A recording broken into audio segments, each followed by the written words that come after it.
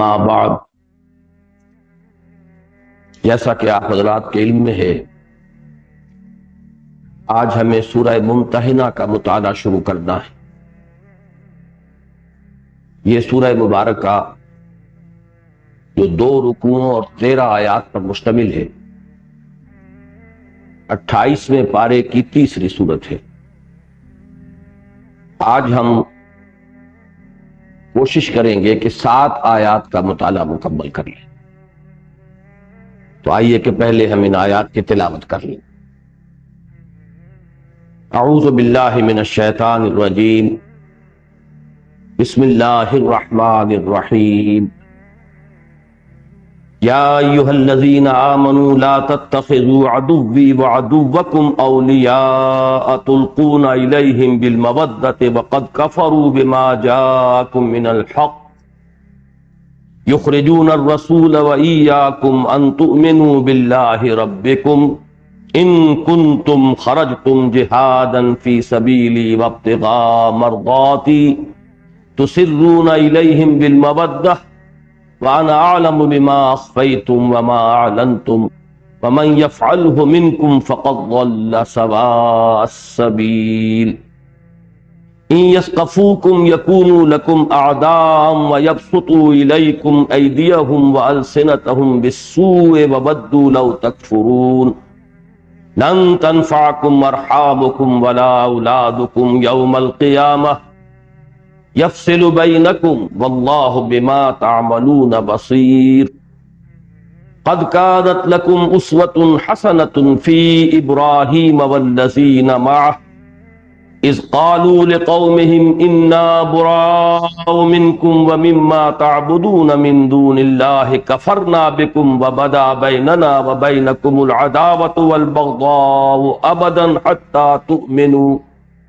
حتى تؤمنوا بالله وحده إلا قول إبراهيم لأبيه لأستغفرن لك وما أملك لك من الله من شيء ربنا عليك توكلنا وإليك أنبنا وإليك المصير ربنا لا تجعلنا فتنة للذين كفروا واغفر لنا ربنا إنك أنت العزيز الحكيم لقد كان لكم فيهم أسوة حسنة لمن كان يرجو الله واليوم الآخر ومن يتول فإن الله هو الغني الحميد عسى الله أن يجعل بينكم وبين الذين عاديتم منهم مودة والله قدير والله غفور رحيم صدق الله العظيم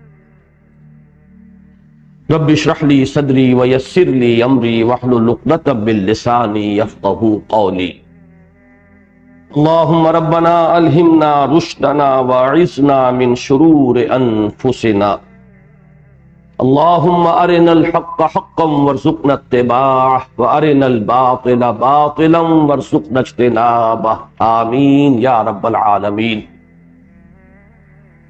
چونکہ تقریباً 1.5 ماہ کا وقفہ درمیان میں آ گیا ہے، لہذا کچھ دوبارہ ذہن میں تازہ کرنا ہوگا کہ ہم اس وقت مصحف میں کس مقام پر ہیں۔ آپ میں سے اکثر حضرات کو اب یہ بات تو یاد ہو چکی ہوگی کہ قرآن حکیم کی 7 منزلیں تو وہ ہیں جن کا تعلق تلاوت سے ہے۔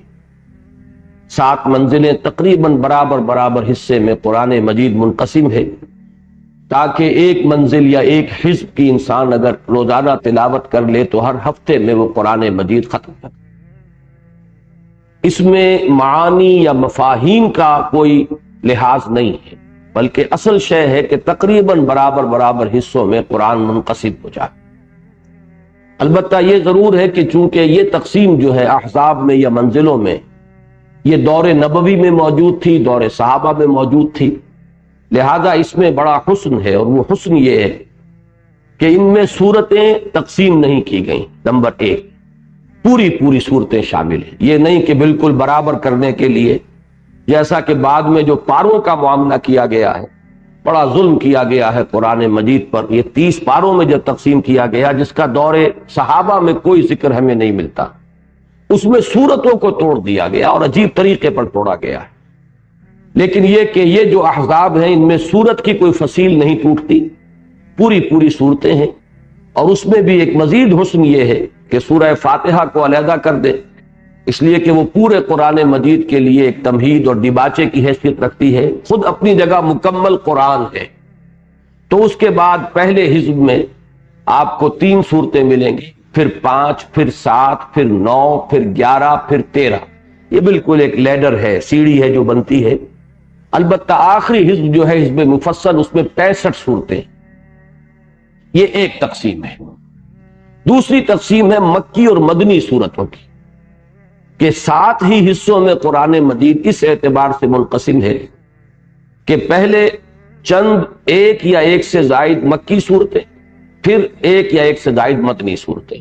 تو مکیات اور مدنیات کا ایک گروپ مکمل، پھر مدنی، پھر مکی، پھر مدنی، مکی اور مدنی، اس طریقے سے 7 گروپ بنتے ہیں۔ ان کا بڑا گہرا تعلق جو ہے قرآن مجید کے مضامین کے ساتھ ہے۔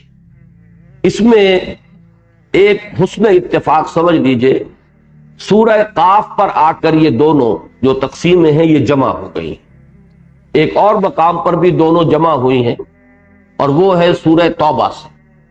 لیکن یہ کہ سورہ قاف سے لے کر آخر قرآن مجید تک، سورۃ الناس تک، یہ منزل تو ایک ہے، منزل تلاوت۔ یہ حزب مفصل کہلاتا ہے جس کی 65 صورتیں ہیں، لیکن مکی مدنی کے اعتبار سے اس میں 2 گروپ ہیں، چھٹا اور 7واں۔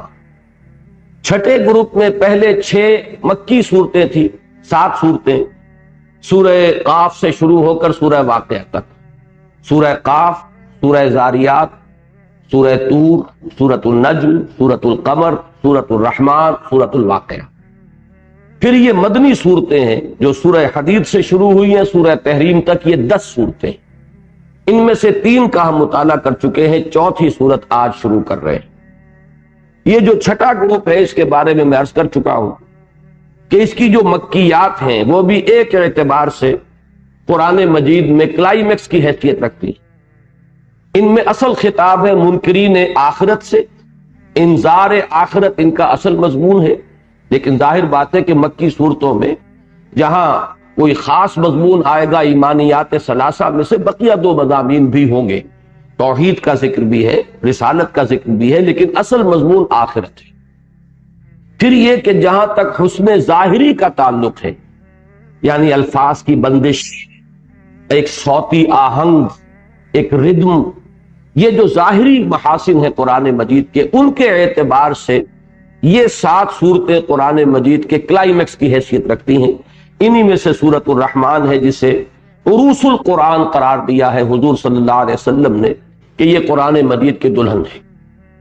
یہ جو 10 صورتیں ہیں یہ بھی ایک خاص اعتبار سے قرآن مجید کا کلائمیکس ہے، اور وہ یہ کہ اس میں خطاب ہے امت مسلمہ سے، کفار سے خطاب نہیں ہے، نہ مشرکین سے خطاب ہے، نہ اہل کتاب سے خطاب ہے۔ مشرکین کا تو ذکر بھی آپ کو نہیں ملے گا، اہل کتاب کا ذکر ہے، لیکن وہ ذکر بھی بطور نشان عبرت، کہ مسلمانوں کو دکھا دیا جائے کہ دیکھو جس مقام پر تم آج فائز ہو رہے ہو، تم اب امت مسلمہ کی حیثیت رکھتے ہو، تم ہوگے اب کتاب الہی کے وارث، دین الہی کے علمبردار۔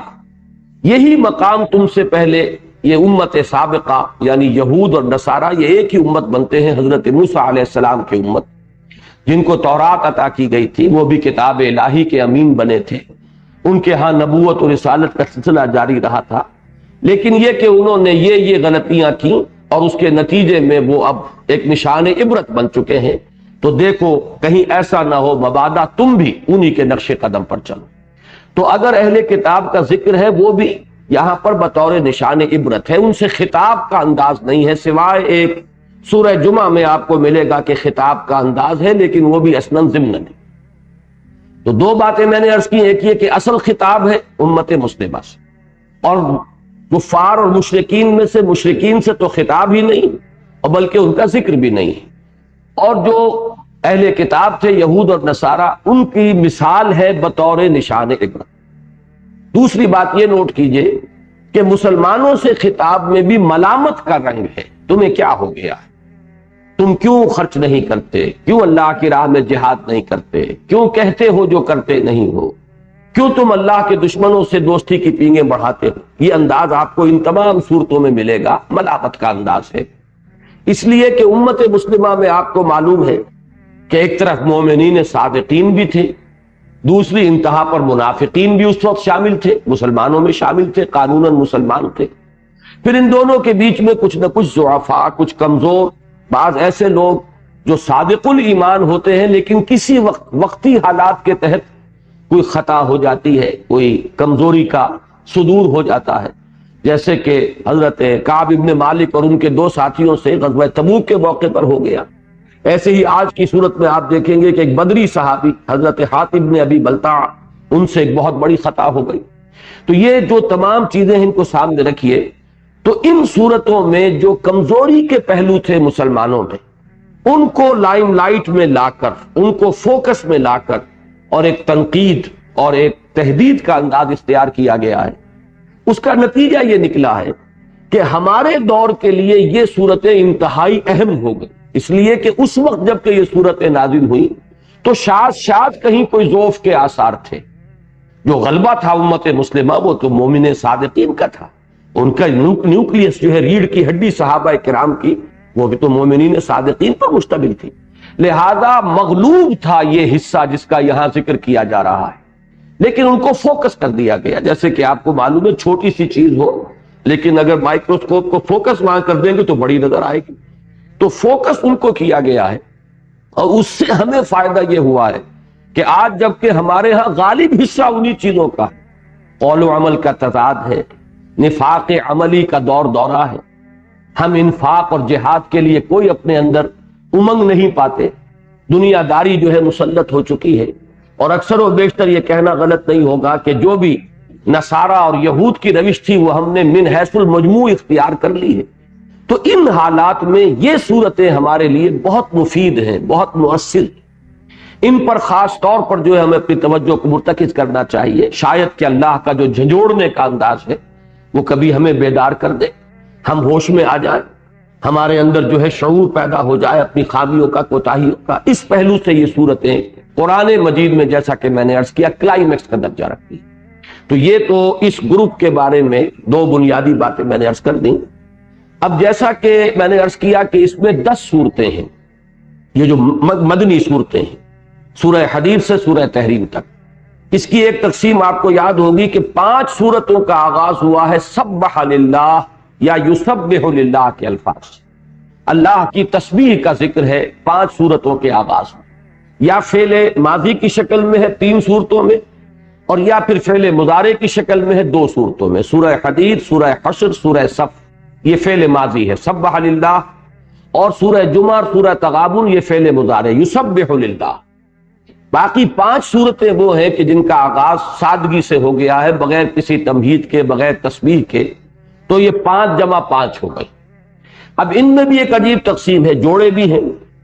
سورہ حدید کے ساتھ پہلے وہ مسبحات میں سے سورہ حدید ہے، بلکہ ام المسبحات ہے، جیسا کہ ہم پڑھ چکے ہیں، اب اس کے مضامین کا میں اس وقت تجزیہ نہیں کر سکتا۔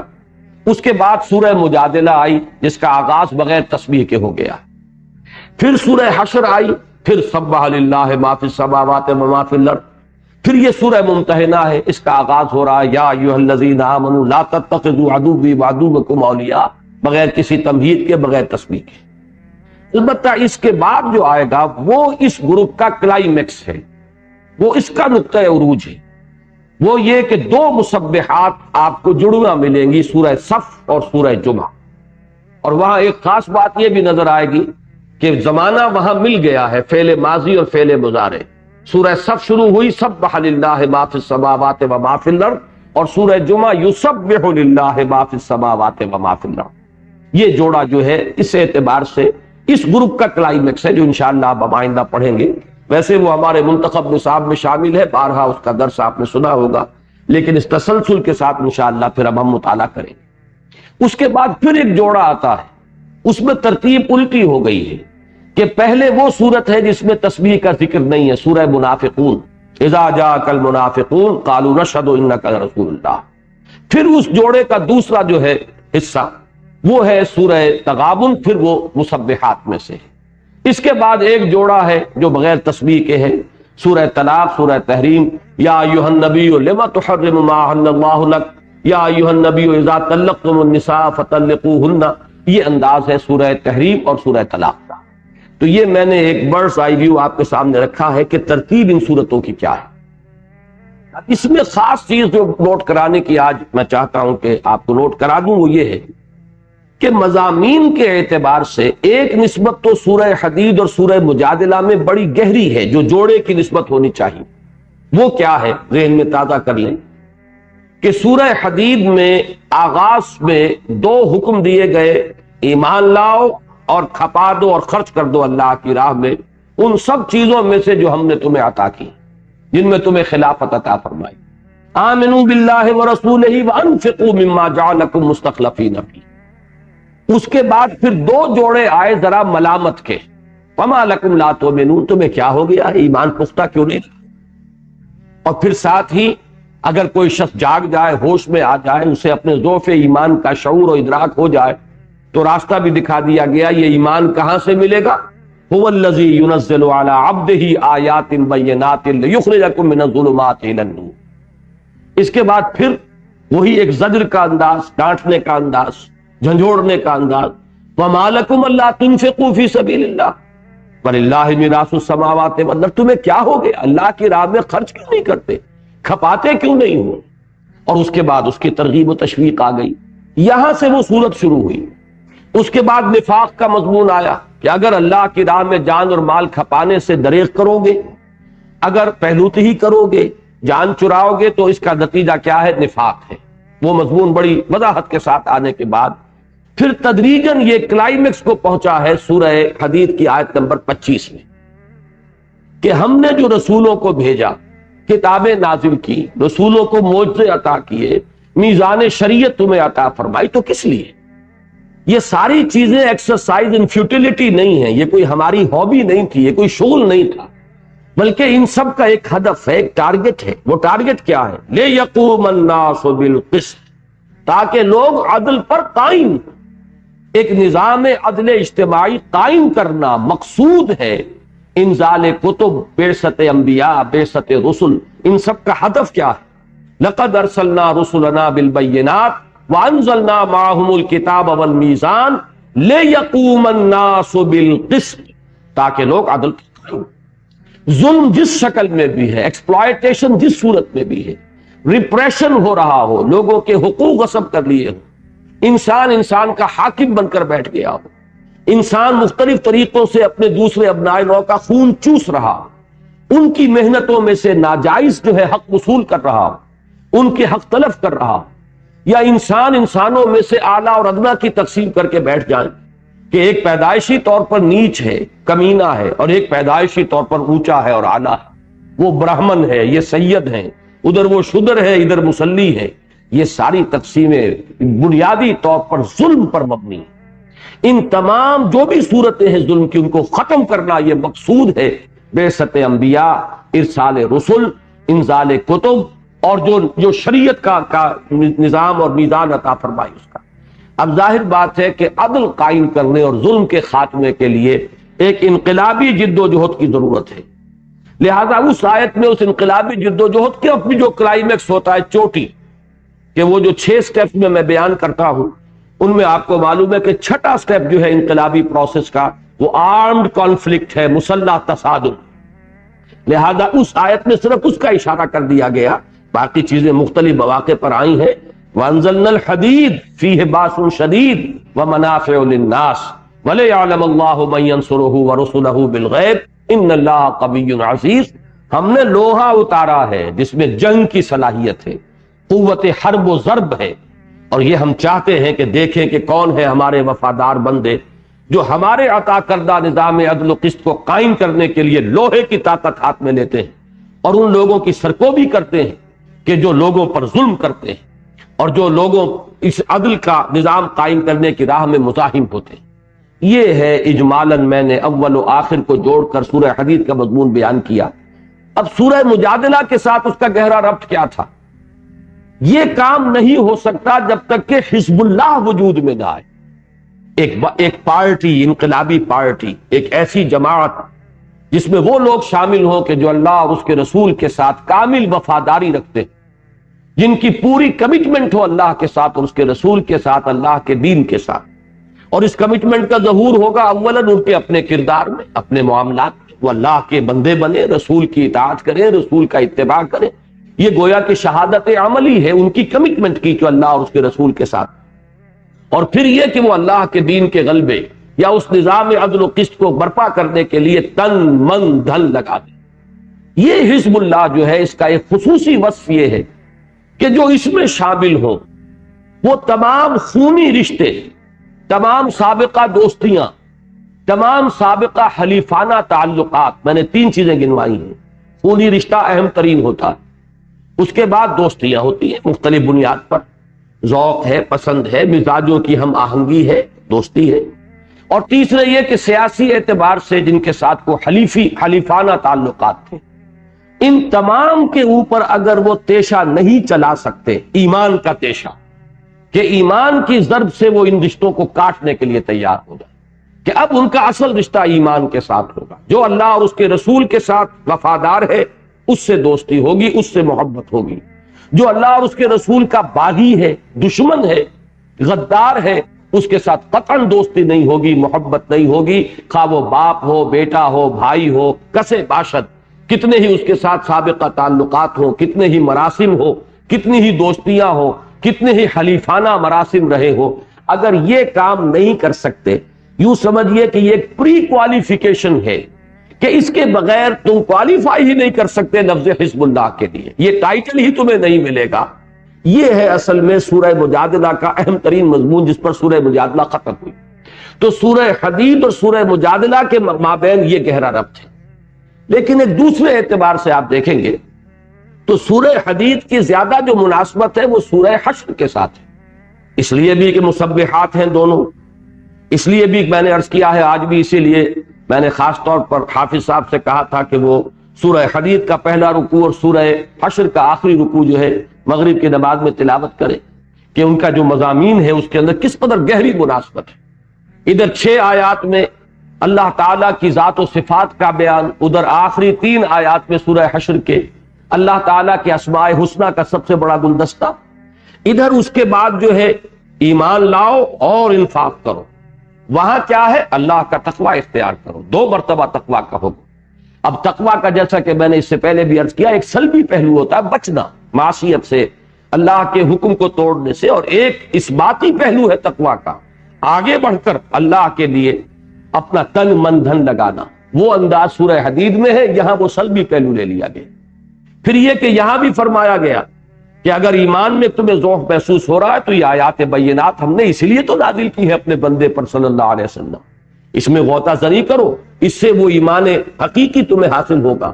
یہی بات سورہ حشر کے آخر میں فرما دی گئی، لو انزلنا هذا القرآن على جبل لرأيته خاشعا متصدعا من خشیۃ اللہ. اسی طرح جو مابعد الطبیعیات کے موضوع ہے فلسفے کا، اس کا چوٹی کا مضمون جو ہے حقیقت وجود، اس پر سورہ حدید کے جو آیت نمبر 3 ہے، هو الاول والآخر والظاہر والباطن. اور جو فلسفے کی ایک دوسری شاخ ہے نفسیات انسانی، اس کے اعتبار سے چوٹی کی آیت ہے سورہ حشر کے جو آخری رکوع میں ہے، وَلَا تَكُونُوا كَالَّذِينَ نَسُوا اللَّهَ فَأَنسَاهُمْ أَنفُسَهُمْ أُولَٰئِكَ هُمُ الْفَاسِقُونَ. تو پہلا رکوع سورہ حدید کا اور آخری رکوع سورہ حشر کا انتہائی مشابہت ہے اور مناسبت ہے، مضامین کی ترتیب عکسی ہے. اب دیکھیے یہاں تک بات ہوئی ہے کہ سورہ حدید شروع ہوئی سبح للہ ما فی السماوات والارض سے، اور سورہ حشر ختم ہوئی یسبح لہ ما فی السماوات والارض وہو العزیز الحکیم.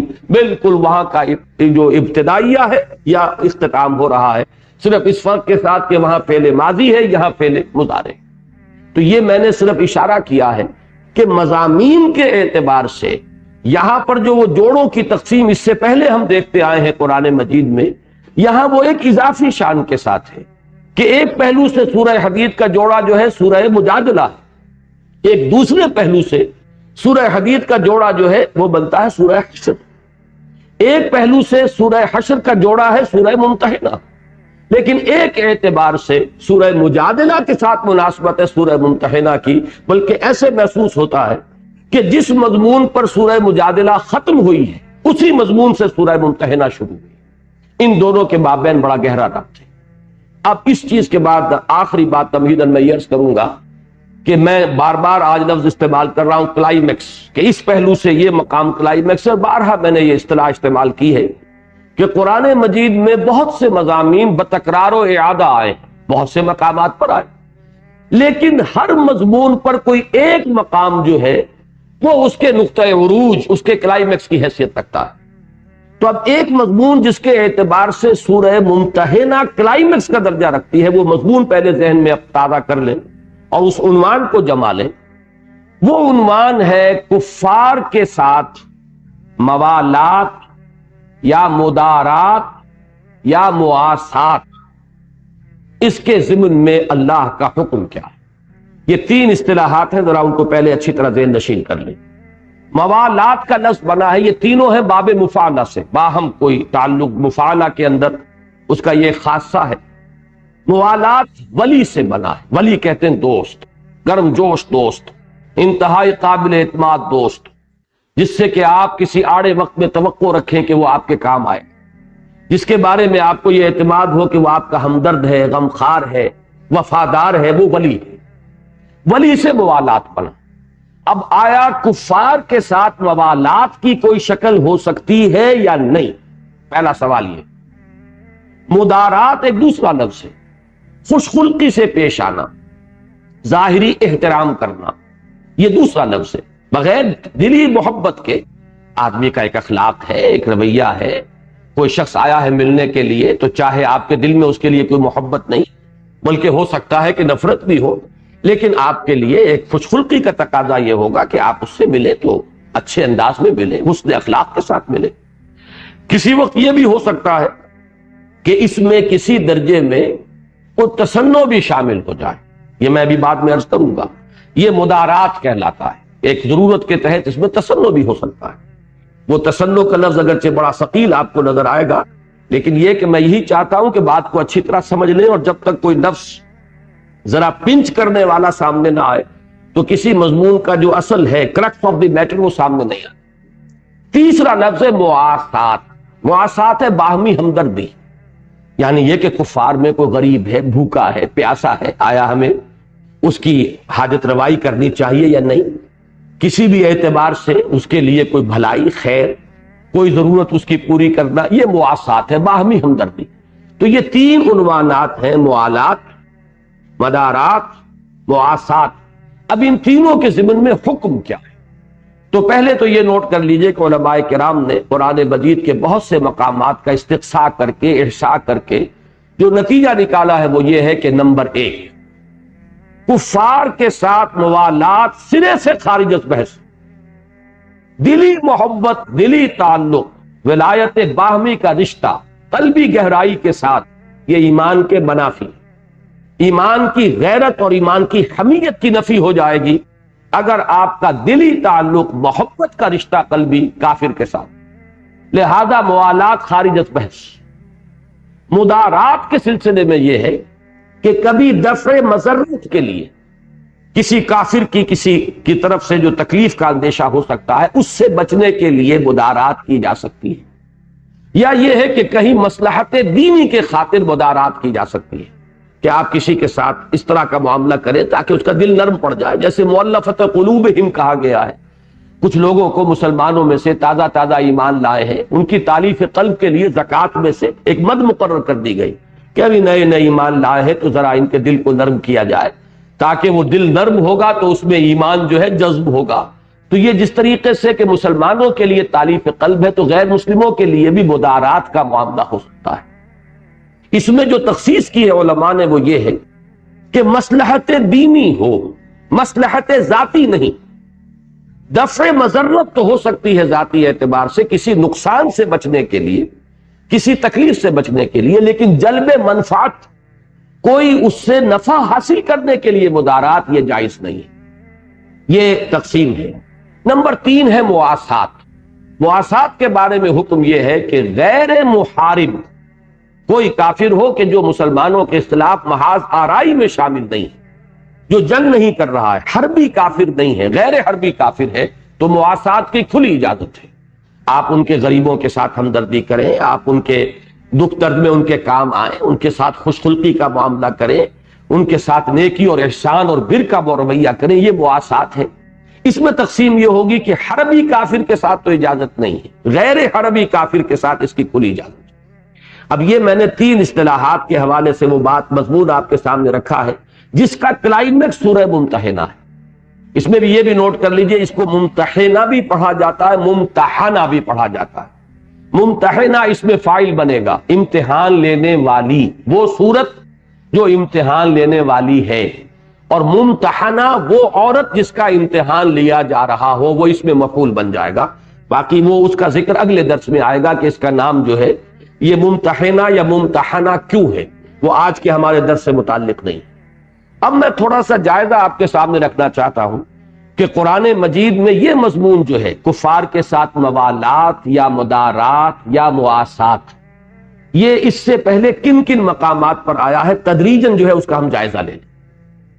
سب سے پہلے جن حضرات کے پاس مصحف موجود ہے وہ نکال لیں سورہ آل عمران کی آیت نمبر 28۔ فرمایا لا يتخذ المؤمنون الکافرین اولیاء من دون المؤمنین، نہ بنائیں اہل ایمان کافروں کو اپنا دوست، ولی کی جمع اولیاء ہے، جگری دوست، اپنا ہمدرد و غمخوار، اپنا دوست، اپنا پشت پناہ، من دون المؤمنین سوائے اہل ایمان کے۔ یہ رشتہ جو ہے صرف اہل ایمان سے ہو سکتا ہے، ولایت باہمی صرف اہل ایمان سے ہوتی۔ وَمَن يَفْعَلْ ذَلِكَ فَلَيْسَ مِنَ اللَّهِ فِي شَيْءٍ، اور جو کوئی یہ کرے گا، یعنی کفار کے ساتھ دلی محبت کا رشتہ اور قلبی دوستی کا رشتہ استوار رکھے گا یا استوار کرے گا، یعنی اگر سابقہ ہے تو برقرار رکھے گا اور اب کوئی نئی دوستی جو ہے اس کو گانٹھے گا، تو اس کا اللہ سے پھر کوئی تعلق۔ یہ اسی طرح کا انداز ہے جیسے حضور نے فرمایا من رغب عن سنتی فلیس منی، جسے میری سنت پسند نہیں اس کا مجھ سے کوئی تعلق نہیں۔ تو یہاں فرمایا کہ وَمَن يَفْعَلْ ذَلِكَ فَلَيْسَ مِنَ اللَّهِ فِي شَيْءٍ إِلَّا أَن تَتَّقُوا مِنْهُمْ تُقَاةً، الا یہ کہ تم ان سے بچنا چاہو جیسے کہ بچا جاتا ہے۔ یہ اس سے پہلے جب ہم اس مقام سے گزرے تفصیل سے بحث ہو چکی ہے کہ یہ ہے وہ مقام جس کے اب مدارات کا جو میں نے عنوان قائم کیا تھا وہ یہاں آئے۔ موالات تو بالکل نہیں ہو سکتی، خارج از بحث۔ مدارات ہو سکتی ہے، وہ بھی دفع مضرت کے لیے، کفار کی طرف سے کسی کوئی اندیشہ ہو، کوئی خطرہ ہو، مضرت کا، تکلیف کا، اس سے بچنے کے لیے ان کے ساتھ نرمی، ملائمت، کچھ احترام اور ادب کی شکل، کچھ ان کے ساتھ خوش خلقی کی شکل اختیار کی جائے، جو میں نے مدارات کے عنوان کے تحت آپ کے سامنے رکھی، اس کی اجازت ہے۔ تو چونکہ لفظ تتقو آیا ہے، تم بچو، اسی میں یہ بات آ گئی کہ یہ دفع مضرت کے لیے تو ہو سکتا ہے لیکن جلب منفعت کے لیے نہیں ہو سکتا۔ کفار سے کوئی نفع حاصل کرنے کے لیے ان کے ساتھ جو ہے وہ چاپلوسی کی روش اختیار کرنا یہ جائز نہیں۔ نمبر 2 یہ کہ اسی مقام سے اصل میں اہل تشیع نے اپنا جو وہ تقیہ ہے اس کے لیے دلیل لی ہے۔ تو اصولاً تو وہاں پر ایک مضمون موجود ہے، اس کو یوں کہیے کہ جہاں انگلی رکھنے کی جگہ تھی وہاں انہوں نے پورا ہاتھ رکھ دیا ہے اور انہوں نے اس کو پورے ایک فلسفے کی بنیاد بنا لیا ہے۔ تو ذہن میں یہ رکھیے کہ اس کی اجازت اگر ہے، نمبر 1 تو دفع مضرت کے لیے ہے، جلب منفعت کے لیے نہیں۔ نمبر 2 یہ ہے بہرحال رخصت، عزیمت نہیں ہے، اس کو دین کا فلسفہ نہیں بنایا جا سکتا، یہ رخصت ہے، کمزور طبائع کے لیے اجازت ہے۔ جیسی کہ اجازت یہ ہے کہ آپ بھوکے مر رہے ہو تو آپ خنزیر کھا کر یا مردار کا گوشت کھا کر بھی جان بچا سکتے ہیں۔ اس درجے کی کوئی شے ہے، اسے مثبت طور پر دین کا ایک جز بنا لینا اور اس کے لیے پھر آگے بڑھ کر یہ کہ دین کے 10 حصوں میں سے 9 حصے جو ہے وہ تقیہ ہی ہے، یہ در حقیقت یہ ایک بات کا بتنگڑ بنا لینا جسے ہم کہتے ہیں محاورے میں، اور صرف یہ کہ انگلی رکھنے کی گنجائش ہے اور وہاں پر جو ہے پوری عمارت کھڑی کر لی گئی ہے، تو یہ ان کی مبالغہ آمیزی ہے۔ لیکن اصولاً جو ہے رخصت کے انداز میں یہاں سے ایک گنجائش ملتی ہے کہ کسی وقت جان بچانے کے لیے، جیسے کہ حضرت عمار ابن یاسر کا معاملہ ہے۔ یہ 3 افراد پر مشتمل گھرانہ تھا، حضرت یاسر، ان کی اہلیہ حضرت سمیہ اور ان دونوں کے صاحبزادے حضرت عمار۔ ابو جہل نے شدید ترین ایذائیں انہیں پہنچائی۔ ماں باپ جو تھے یعنی شوہر اور بیوی حضرت سمیہ اور ان کے شوہر حضرت یاسر، انہوں نے تو جان دینا قبول کر لیا، کلمہ کفر زبان سے نہیں نکالا، لیکن حضرت عمار برداشت نہیں کر سکے اور انہوں نے ایک کلمہ کفر زبان سے نکال کر جان بچا لی۔ پھر شدید ان کے اوپر پشیمانی کی کیفیت طاری ہوئی، لیکن نبی اکرم صلی اللہ علیہ وسلم نے انہیں اطمینان دلایا کہ یہ بھی دین میں گنجائش ہے، اجازت ہے۔ عزیمت وہی تھی جو تمہارے والدین نے کی ہے، یہ تو پھر یہ رتبہ بلند ملا جس کو مل گیا، لیکن یہ ہے کہ بہرحال دین میں کمزور طبقے کے لیے بھی گنجائش رکھی ہے اللہ نے، رخصت کا پہلو بھی ہے، تو یہ بھی دین کے اندر ہے، دین سے باہر نہیں ہے، لہذا زیادہ پشیمان نہ۔ تو یہ پہلو جو ہے رخصت کا ہے، الا ان تتقوا منهم تقاه ويحذركم الله نفسه۔ اب اس میں اشارہ کر دیا اللہ تمہیں اپنے آپ سے ڈراتا ہے، ان سے مت ڈرو، مجھ سے ڈرو، یعنی یہ ہے کہ عزیمت کا راہ اختیار کرو اور کفار کے کسی دفع مضرت کے تحت بھی ان کے ساتھ کوئی ملائمت کا معاملہ اور مداہنت کا معاملہ اختیار نہ کرو، یہ ہے عزیمت کی راہ۔ البتہ یہ کہ کمزور طبقے کے لیے گنجائش ہے۔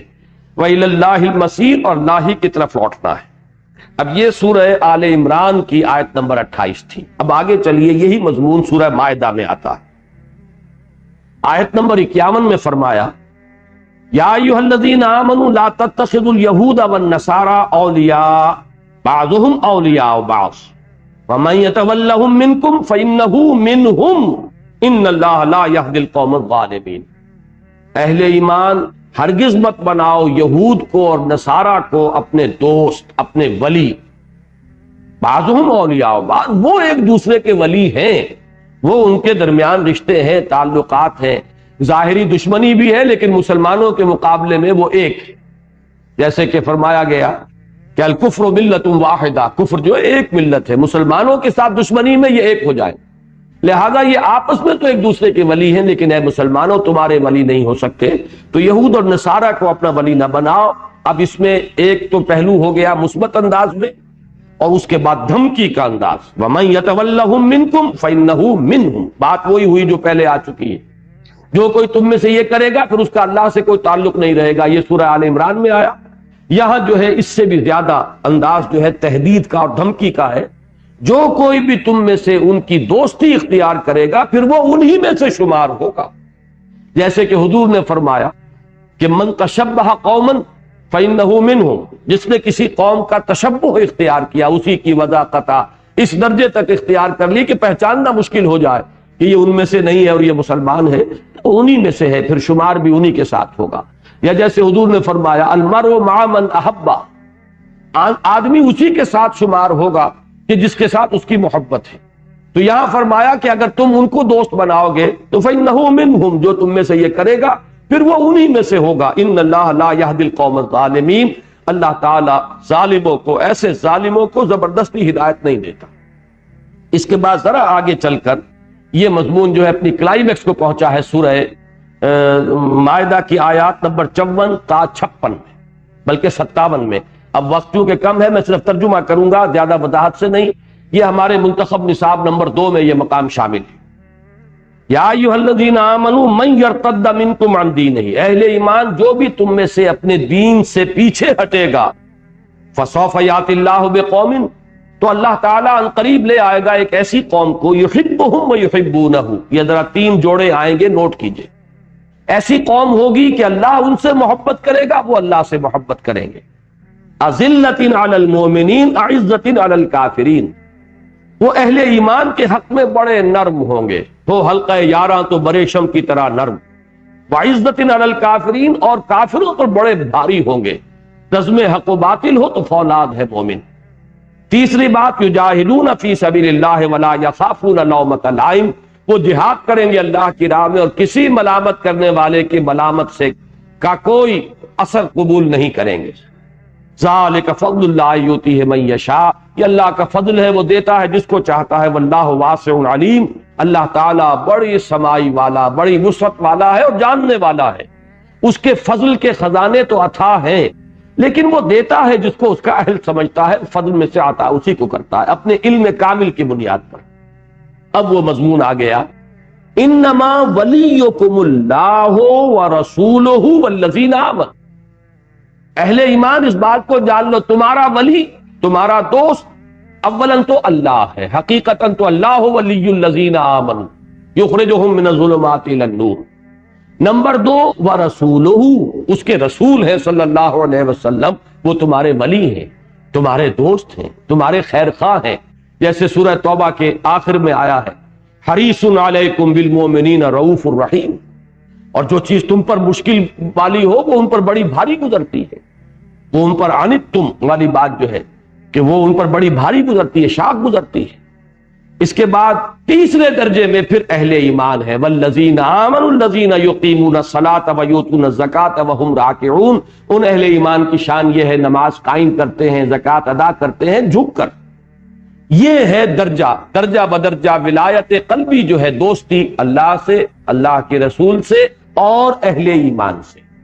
اب اسی کو دوبارہ فرمایا وَمَن يَتَوَلَّ اللَّهَ وَالرَّسُولَهُ وَالَّذِينَ آمَنُوا فَإِنَّ حِزْبَ اللَّهِ هُمُ الْغَالِبُونَ، جان لو کہ جو یہ شکل اختیار کر لے گا کہ اس کی قلبی دوستی اور اس کی دلی محبت صرف اللہ سے ہو اور اس کے رسول سے ہو اور اہل ایمان سے ہو، تو جان لو کہ پھر یہی حزب اللہ ہیں، یہ کوالیفائی کر لیتے ہیں ٹائٹل حزب اللہ کا، اور جان لو کہ حزب اللہ ہی پھر غالب ہونے والی ہے۔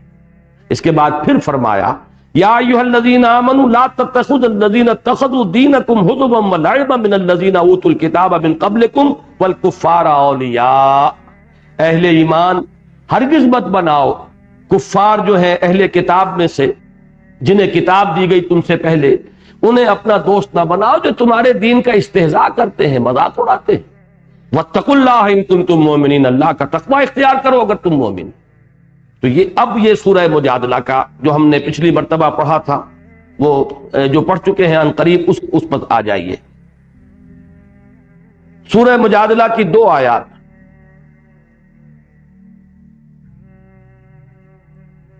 آیت نمبر 14،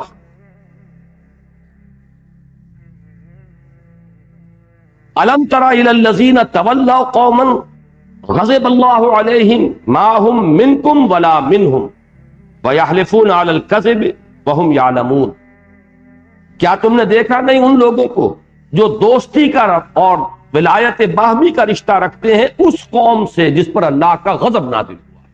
مراد یہود ہیں کہ جو بھی مدینے میں اوس اور خزرج کے 2 قبیلے مسلمانوں کے جو ایمان لائے، اور ان میں ظاہر بات ہے کہ کچھ ضعفاء بھی تھے، کچھ منافقین بھی تھے، ان منافقین اور ضعفاء کے محبت کے رشتے قائم تھے یہود کے ساتھ، جن سے بڑے پرانے مراسم تھے، بہت طویل عرصے سے رہ رہے تھے، ان کی دوستیاں تھیں، محبتیں تھیں۔ اب بھی جو لوگ ایمان لانے کے بعد ان دوستیوں کو کاٹنے کے لیے تیار نہیں تھے، ان کا ذکر ہو رہا ہے، یہ منفی انداز ہے۔ الم تر الی الذین تولوا قوما غضب اللہ علیہم، کیا تم نے دیکھا نہیں ان لوگوں کو جو ایسی قوم کے ساتھ دوستی کا رشتہ استوار کر رہے جن پر اللہ کا غضب نازل ہو چکا ہے؟ ما ہم منکم ولا منہم، اے مسلمانوں کان کھول کر سن لو، وہ نہ تم میں سے ہے نہ ان میں سے۔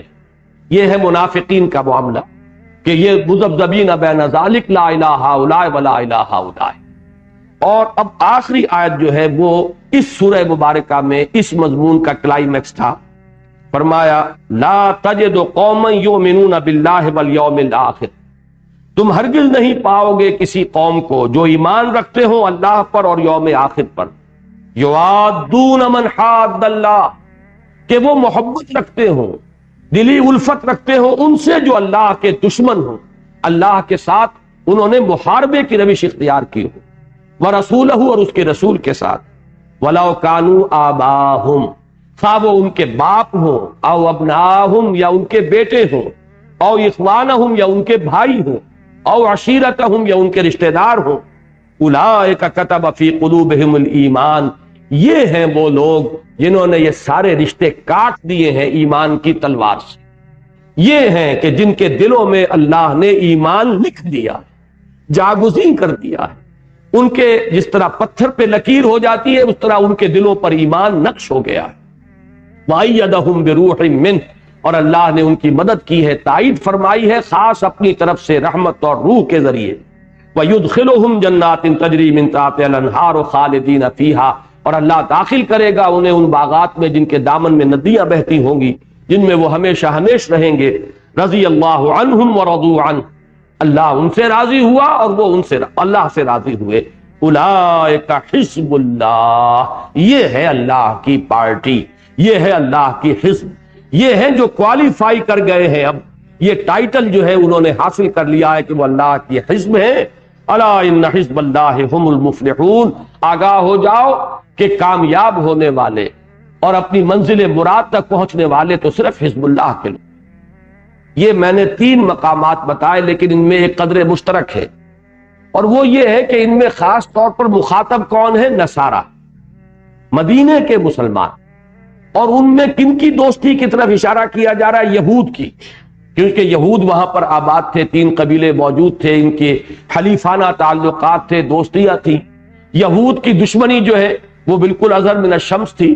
اب ظاہر بات ہے کہ اس کے باوجود کسی اوسی یا خزرجی نے ان کے ساتھ اگر کوئی تعلق برقرار رکھا ہے تو گویا کہ اس کے ایمان کی نفی ہو۔ اب میں 2 مقامات، بلکہ ایک تو پہلے، اور اب سورہ جب ہم پڑھیں گے ممتحنہ تو وہ بات واضح ہو کر سامنے آ جائے گی۔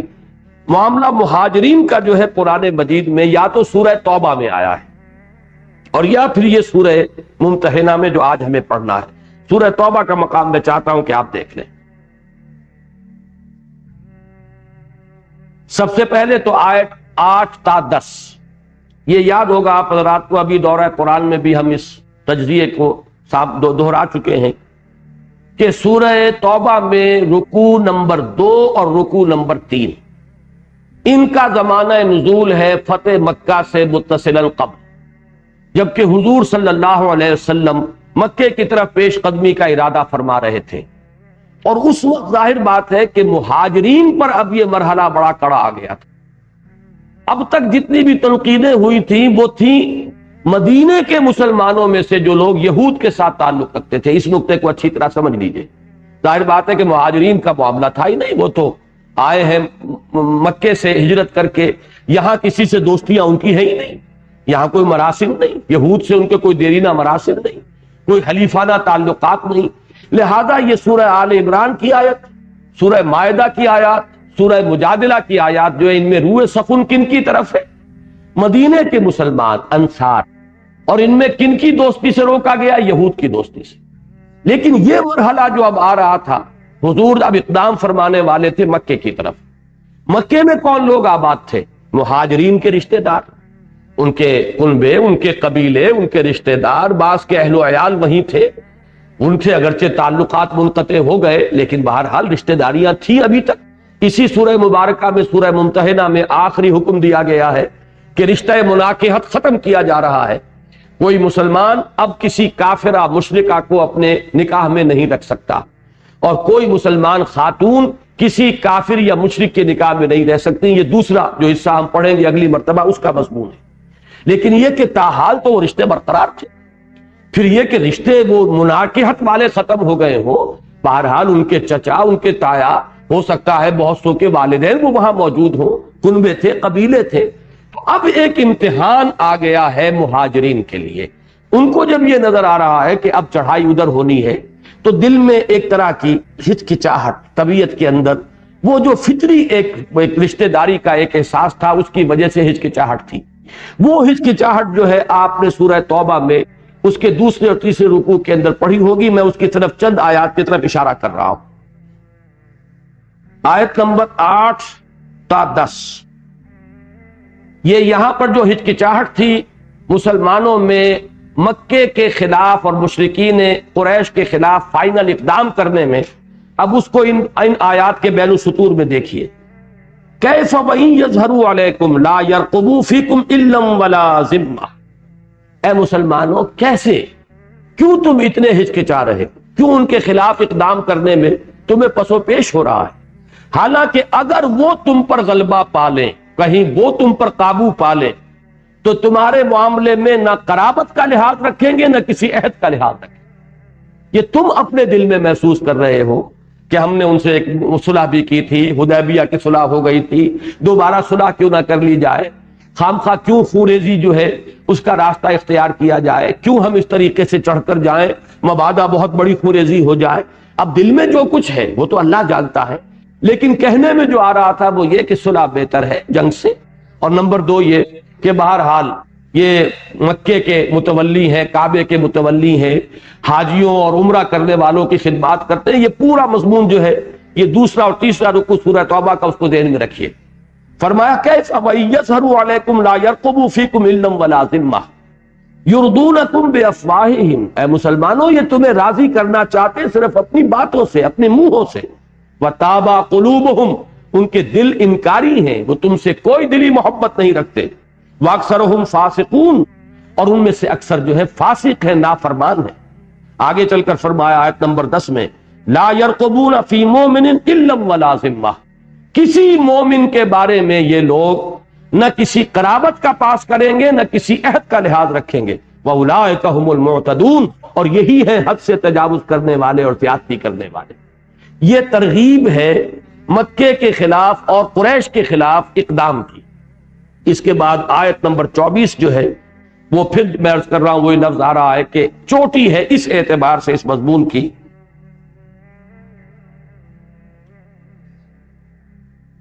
یہ آیت نمبر 23 اور 24، یا ایھا الذین آمنوا لا تتخذوا آباءکم واخوانکم اولیاء، اہل ایمان مت اختیار کرو اپنے باپوں کو اور اپنے بھائیوں کو ولی کی حیثیت سے، ان استحبوا الکفر علی الایمان، اگر انہوں نے ایمان پر کفر کو ترجیح دی ہے، ایمان کے مقابلے میں کفر سے محبت کی ہے۔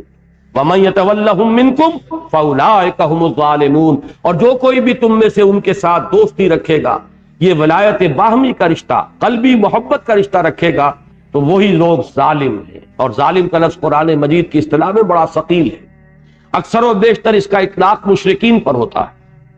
اب دیکھیے وہ آیت آ گئی، قل کہہ دیجئے اے نبی، ان کان آباؤکم وابناؤکم واخوانکم وازواجکم وعشیرتکم، یہ بالکل سورہ مجادلہ کی آخری آیت اور یہ سورہ توبہ کی آیت ہم وزن ہے، لیکن وہاں روح سکون کن سے تھا؟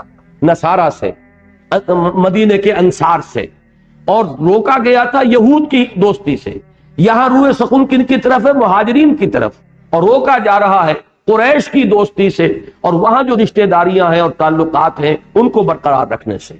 کہہ دیجئے کہ اگر تمہیں اپنے باپ اور اپنے بیٹے اور اپنے بھائی اور اپنی بیویاں اور اپنے رشتہ دار اور وہ مال جو تم نے جمع کیے ہیں اور وہ تجارت جس کا تمہیں کساد کا اندیشہ رہتا ہے اور وہ مکان جو تم نے بنائے ہیں، اگر یہ محبوب تر ہیں اللہ سے اور اس کے رسول سے اور اللہ کی راہ میں جہاد کرنے سے، فَتَرَبَّصُوا حَتَّىٰ يَأْتِيَ اللَّهُ بِأَمْرِهِ، تو جاؤ انتظار کرو یہاں تک کہ اللہ تعالیٰ اپنا فیصلہ سنا دے، اور اللہ ایسے لوگوں کو واللہ لا يهدي القوم الفاسقین، ایسے فاسقوں کو ہدایت نہیں دے۔ اس کا ہم مضمون ہے معاملہ کہ جو سورہ ممتحنہ کا ہے، اس لیے کہ سورہ ممتحنہ کا بھی زمانہ نزول بالکل وہی ہے جو سورہ توبہ کے ان دو رکوعوں کا ہے، دوسرے اور تیسرے رکوع کا۔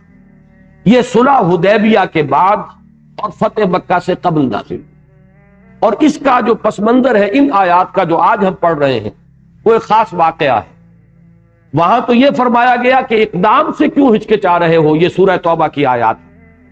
یہاں ایک واقعہ پیش آ گیا کہ جب حضور صلی اللہ علیہ وسلم نے تیاری شروع کر دی، صلح حدیبیہ توڑی تھی، خود حلیف تھے قریش کے قبیلہ، قریش نے خود نہیں توڑی تھی، قریش کا حلیف ایک قبیلہ تھا اس نے توڑ دی۔ اب ظاہر بات ہے مسلمانوں کا ایک حلیف قبیلہ تھا، اس پر اس نے حملہ کیا۔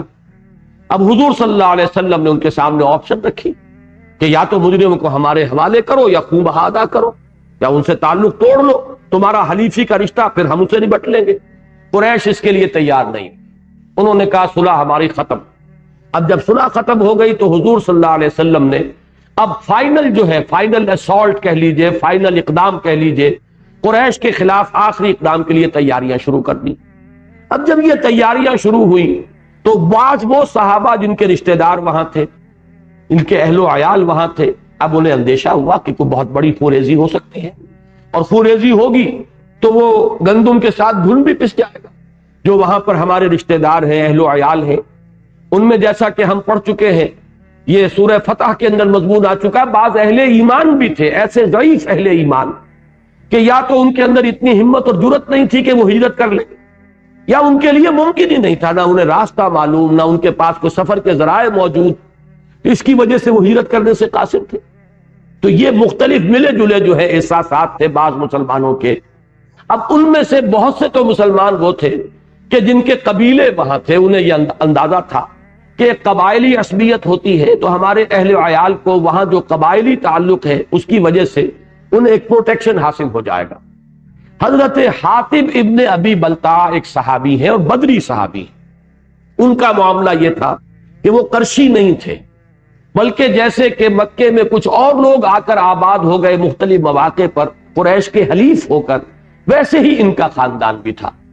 جیسے کہ میں نے آج ذکر کیا ہے، حضرت عمار ابن یاسر اور حضرت یاسر اور حضرت سمیہ یہ بھی قرشی نہیں تھے، یہ بھی حضرت یاسر آئے تھے یمن سے اور آ کر آباد ہوئے تھے مکے میں، اور وہ بھی حلیف تھے قریش کے۔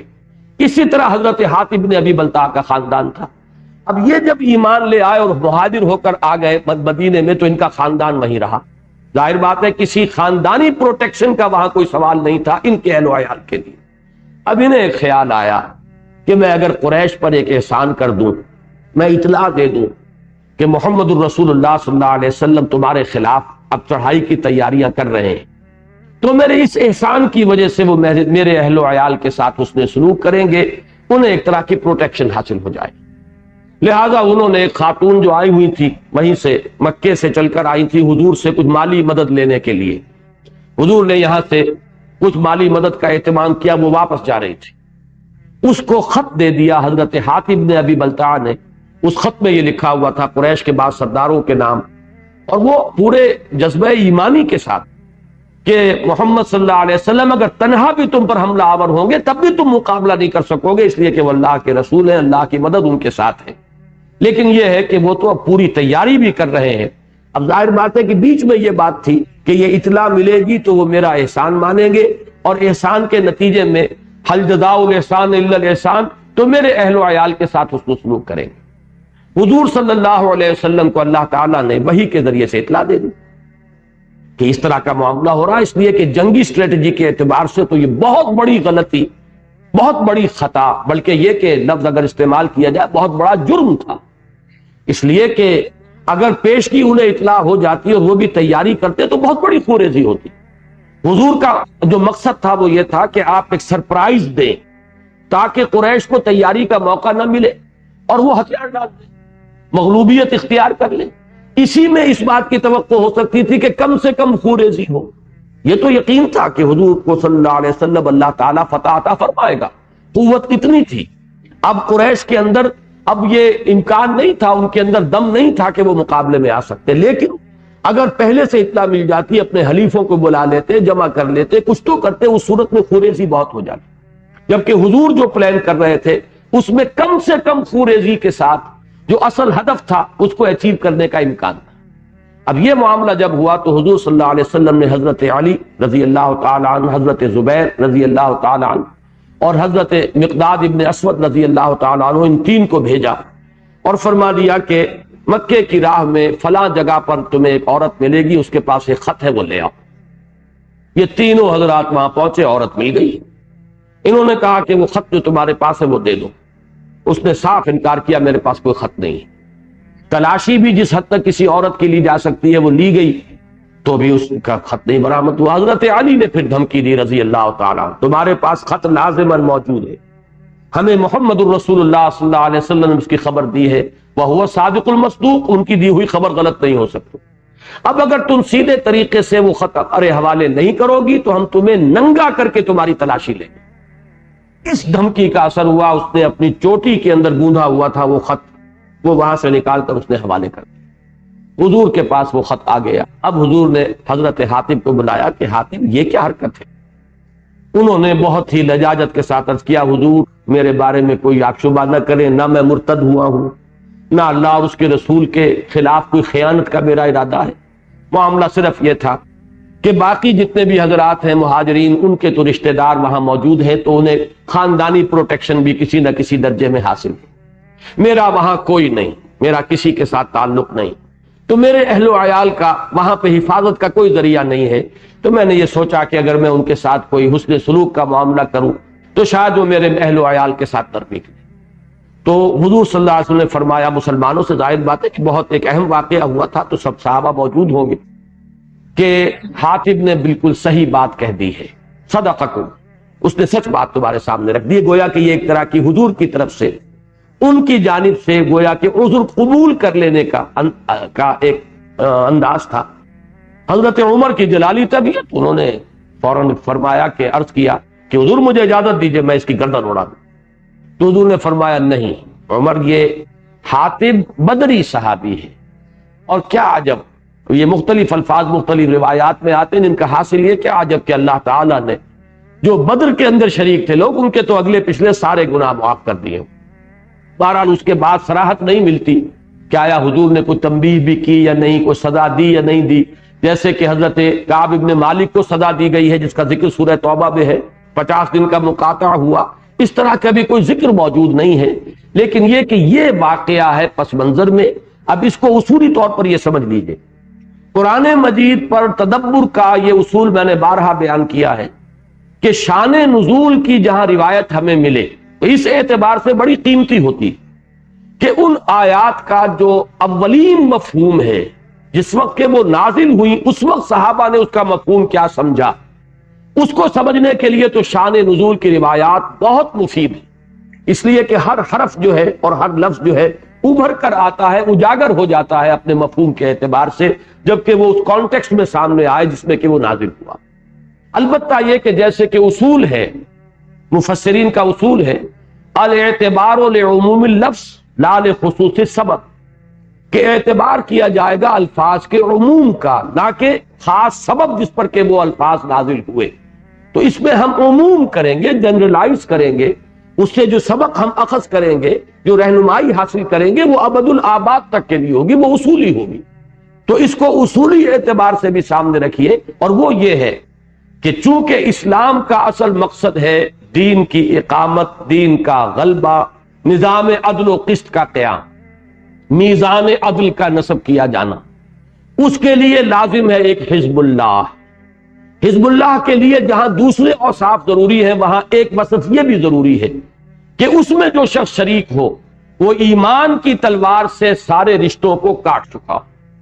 کیا کہنے ہیں، نور علی نور، باپ بھی ہے اور صاحب ایمان بھی ہے، بیٹا بھی ہے صاحب ایمان بھی ہے، کیا کہنے، نور علی نور، بھائی ہیں دونوں صاحب ایمان ہیں، بھائی ہونے کا رشتہ بھی رہے گا، صاحب ایمان ہونے کا رشتہ بھی رہے گا اور موقت ہو جائے گا۔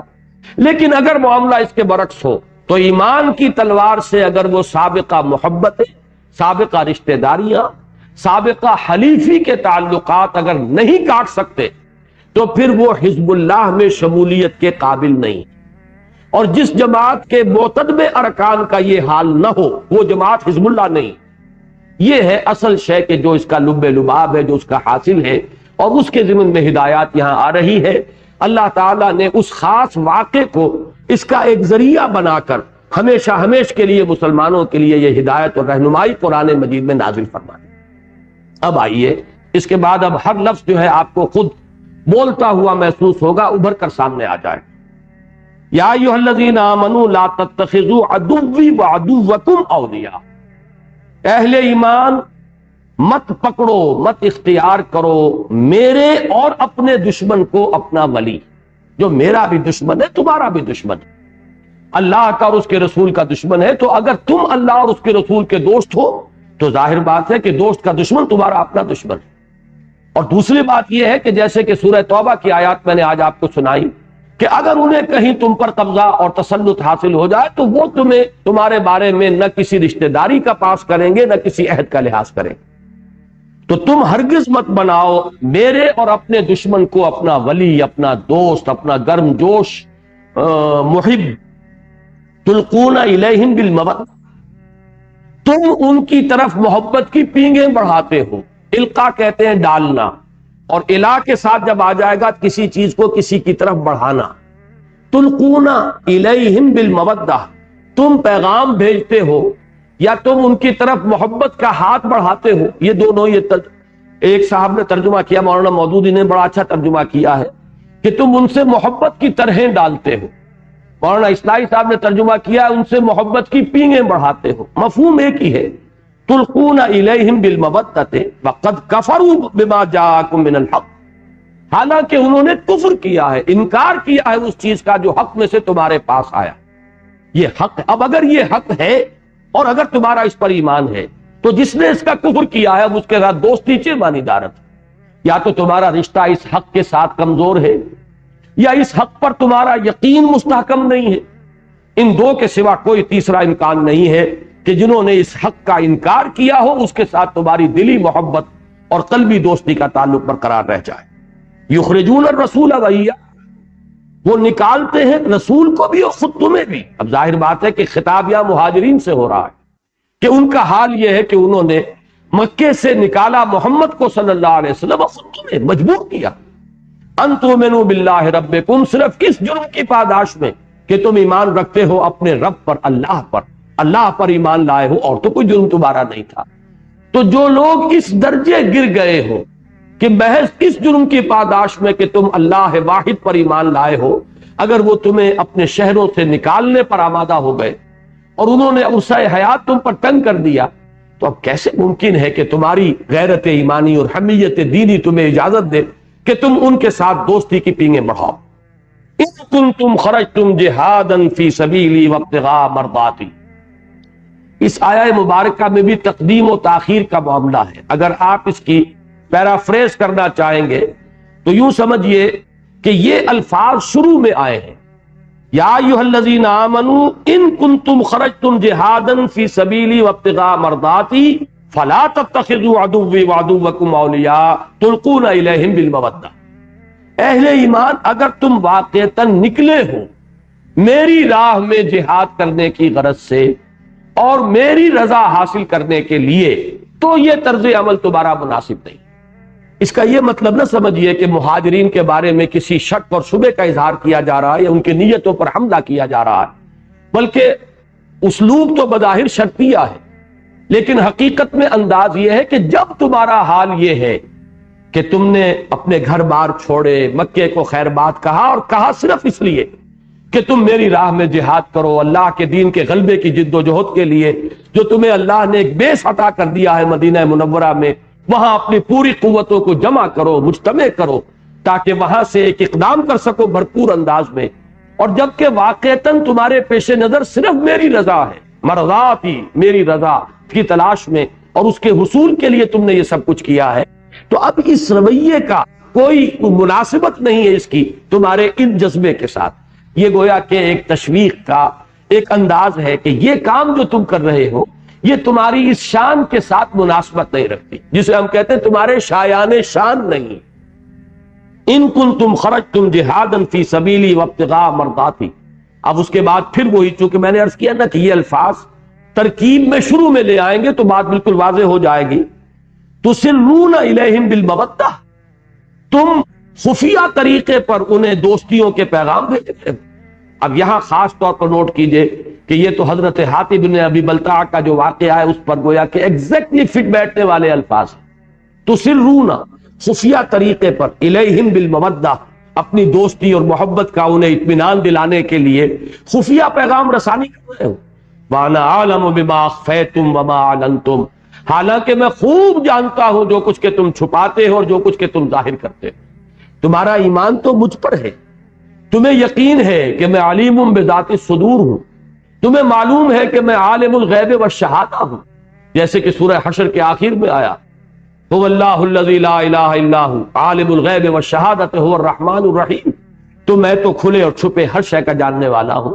تو تم سوچو کہ تم نے چھپایا، ظاہر بات ہے یہ بھی کسی کام کا، کسی فعل کا جو منطقی نتیجہ ہوتا ہے اس کو سامنے لایا جا رہا ہے۔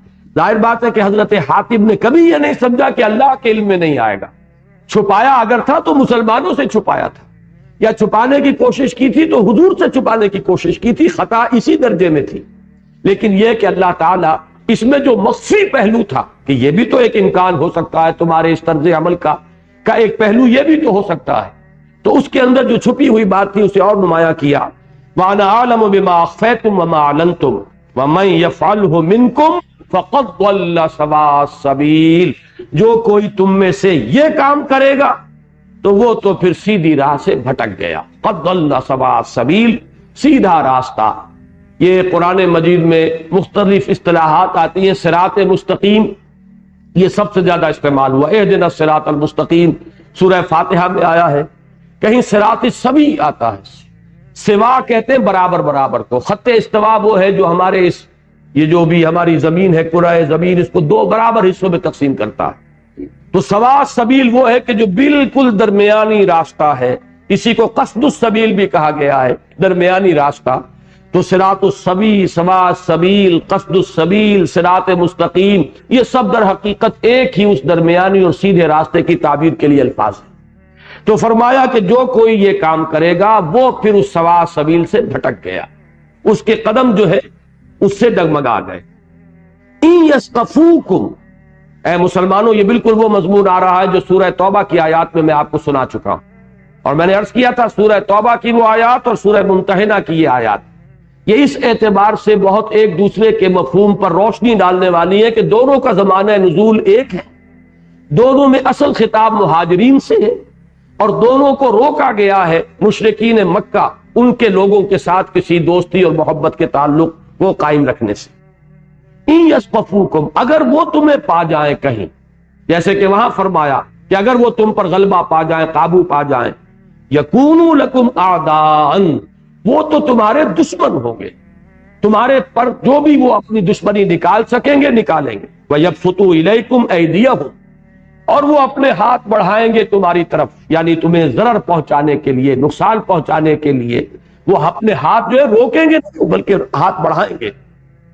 وَأَلْسِنَتَهُمْ، اپنی زبانیں بھی کھول دیں گے تمہیں تکلیف پہنچانے کے لیے، کوہ پہنچانے کے لیے، ذہنی اذیت پہنچانے کے لیے. بِالسُّوء، برائی کے ساتھ اپنی زبانوں کو بھی کھلا چھوڑ دیں گے اور برے ارادے کے ساتھ اپنے ہاتھ بھی آگے بڑھائیں گے.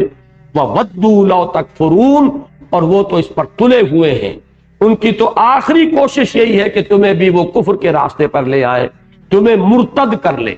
دیکھیے اس سے جڑ گیا وہ ربط اس کا جو سورہ مائدہ کی آیات میں نے آپ کو سنائی، یا ایھا الذین آمنوا من یرتد منکم عن دینہ.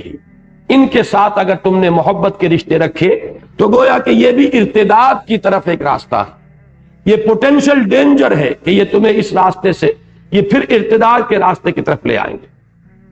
لن تنفعکم ارحامکم ولا اولادکم، ہرگز تمہیں کوئی نفع نہیں پہنچائیں گے، نہ تمہارے رحمی رشتے، یہ رحمی رشتے ہیں، بہن بھائی جو ہے والدین پر جا کر جڑ جاتے ہیں رحمی رشتے میں. پھر یہ کہ چچا داد تایا داد بھائی یہ جو ہے دادا دادی پر جا کر رحمی رشتے میں منسلک ہو جاتے ہیں. تو کنبے، قبیلے، رشتے داریاں، یہ سب کیا ہے؟ یہ رحمی رشتے. لن تنفعکم ارحامکم، نہ تو تمہیں تمہارے رحم فائدہ پہنچائیں گے یعنی رحمی رشتے. ولا اولادکم، اور ان میں سب سے زیادہ جو مضبوط رشتہ شمار ہوتا ہے اولاد کا، نہ تمہیں تمہاری اولاد کوئی فائدہ پہنچا سکے گی یوم القیامہ، قیامت کے دن. یہ یوم القیامہ یہاں پر آیا ہے اس انداز میں جسے معانقہ کہتے ہیں قرآن مجید کی اصطلاح میں. اس سے پہلے بھی آپ دیکھیں گے 3 نقطے لگے ہوئے ہیں اور قیامہ کے بعد بھی جیم پر 3 نقطے ہیں. یہ علامت ہوتی ہے اس بات کی کہ یوم القیامہ جو ہے سابق کے ساتھ بھی جڑ سکتا ہے اور یوم القیامہ جو ہے آگے جو آ رہا یفصل بینکم اس کے ساتھ بھی جڑ سکتا ہے. یعنی اس آیت کو پڑھنے کے 2 طریقے ممکن ہیں. لن تنفعکم ارحامکم ولا اولادکم یوم القیامہ، یفصل بینکم، یفصل بینکم علیحدہ ہو جائے گا. اور دوسرا طریقہ یہ ہوگا لن تنفعکم ارحامکم ولا اولادکم یوم القیامت یفصل بینکم. تو یوم القیامت دونوں کے ساتھ جڑ سکتا ہے. قیامت کے دن نہ تمہارے رحمی رشتے تمہیں فائدہ پہنچائیں گے، نہ تمہاری اولاد تمہارے حق میں مفید ہوگی. یا یوں کہیے کہ قیامت کے دن وہ تمہارے درمیان فیصلہ کر دے گا. یوم القیامت یفصل بینکم. اور یہاں 2 ترجمے کیے گئے، دونوں صحیح ہیں. فصل کے معنی فیصلہ کرنا بھی ہے، فصل خصومات، مقدمے کا فیصلہ کرنا، جھگڑوں کا فیصلہ کرنا، اور فصل جو ہے علیحدہ کر دینا بھی ہے. تو یفصل بینکم، اللہ تعالیٰ جدائی ڈال دے گا تمہارے مابین. یہ ساری محبتیں یہیں دھری رہ جائیں گی. الاخلاء بعضهم، جو قریب ترین دوست ہیں اس دنیا میں وہ ایک دوسرے کے دشمن ہو جائیں گے، الا المتقون، سوائے متقیوں کے. تو یہ محبتیں، یہ رشتے، یہ دوستیاں، یہ حلیفی کے تعلقات، یہ سارے کے سارے جو ہے یہیں پر ختم ہو جائیں گے. قیامت کے دن جو ہے وہ تو جدائی پڑ جائے گی. جیسے کہ دو مقامات پر سب سے زیادہ لرزا دینے والے انداز میں یہ مضمون آیا ہے. سورہ معارج میں آیا اور پھر سورہ عبس میں آیا کہ انسان اس روز یفر المرء دوڑے گا بھاگے گا من اخیہ و امہ و ابیہ و صاحبتہ و بنیہ، وہ اپنے بھائی سے، بیٹے سے، باپ سے، اولاد سے، سب سے. اور سورہ معارج میں تو یہاں تک بات پہنچا دی گئی کہ پوری نوع انسانی کو انسان چاہے گا کہ جھونک دو جہنم میں، میرے باپ کو بھی، اولاد کو بھی، بیٹے کو بھی، بیوی کو بھی، میرے پورے کنبے کو بھی، اور تمام انسانوں کو کسی طرح مجھے بچا دو. تو یہ جو جس کو ہم کہتے ہیں نفسی نفسی، قیامت کے دن تو نفسی نفسی ہو کر رہے گی. تو فرمایا لن تنفعکم ارحامکم ولا اولادکم یوم القیامت یفصل بینکم، تمہارے لیے ہرگز نفع بخش نہیں ہوں گے، نہ رحمی رشتے نہ تمہاری اولاد. قیامت کے دن اللہ تعالیٰ جدائی ڈال دے گا تمہارے مابین، یا فیصلہ کر دے گا تمہارے مابین. واللہ بما تعملون بصیر، اور جو کچھ تم کر رہے ہو اللہ اسے دیکھ رہا. قد کانت لکم اسوۃ حسنۃ فی ابراہیم والذین معہ، تمہارے لیے ایک نہایت عمدہ نمونہ ہے، اعلیٰ مثال ہے، اسوہ ہے حضرت ابراہیم اور ان کے ساتھیوں میں. اس سے معلوم ہوتا ہے کہ حضرت ابراہیم علیہ السلام کے ساتھ کچھ نہ کچھ لوگ تھے کہ جو ان کے ساتھ ایمان لائے تھے. اور ظاہر بات ہے حضرت لوط کا تو ہمیں علم ہے، اور حضرت لوط کے بارے میں حضور نے فرمایا کہ پہلا انسانی جوڑا جس نے اللہ کی راہ میں ہجرت کی حضرت لوط اور ان کی اہلیہ بھی تھی. غالباً ان کا یا تو انتقال ہوا ہے کہ بعد میں انہوں نے شادی کی ہے جا کر عمورہ اور صدوم کی بستیوں میں، جن کی طرف کہ حضرت لوط کو بعد میں بھیجا گیا. اور وہ جو بیوی تھی ان کی وہ کافر رہی، اور وہ جو بھی ہلاک ہوئی قوم ان کے ساتھ ہی ہلاک ہوئی. لیکن جب ہجرت کی ہے یہاں سے عراق سے حضرت ابراہیم کے ساتھ، تو ان کے ساتھ ان کی اہلیہ بھی تھی. تو معلوم یہ ہوتا ہے کہ ایک گروہ تھا چاہے وہ کتنا ہی مختصر ہو. تو فرمایا کہ ابراہیم اور ان کے ساتھیوں میں تمہارے لیے اے مسلمانوں ایک نہایت عمدہ مثال ہے، عمدہ اسوہ موجود ہے. اذ قالوا لقومہم، جبکہ انہوں نے فرمایا تھا اپنی قوم سے، انا براء منکم، ہم بری ہیں تم سے، ومما تعبدون من دون اللہ، اور ہم اعلان برات کرتے ہیں ان سب سے جن کو تم پوج رہے ہو، جن کی بندگی اور پرستش کرتے ہو اللہ کے سوا. تم سے بھی اور تمہارے معبودوں سے بھی ہم بیزاری کا اظہار کرتے ہیں، اعلان لا تعلقی کرتے ہیں، اعلان برات کرتے ہیں.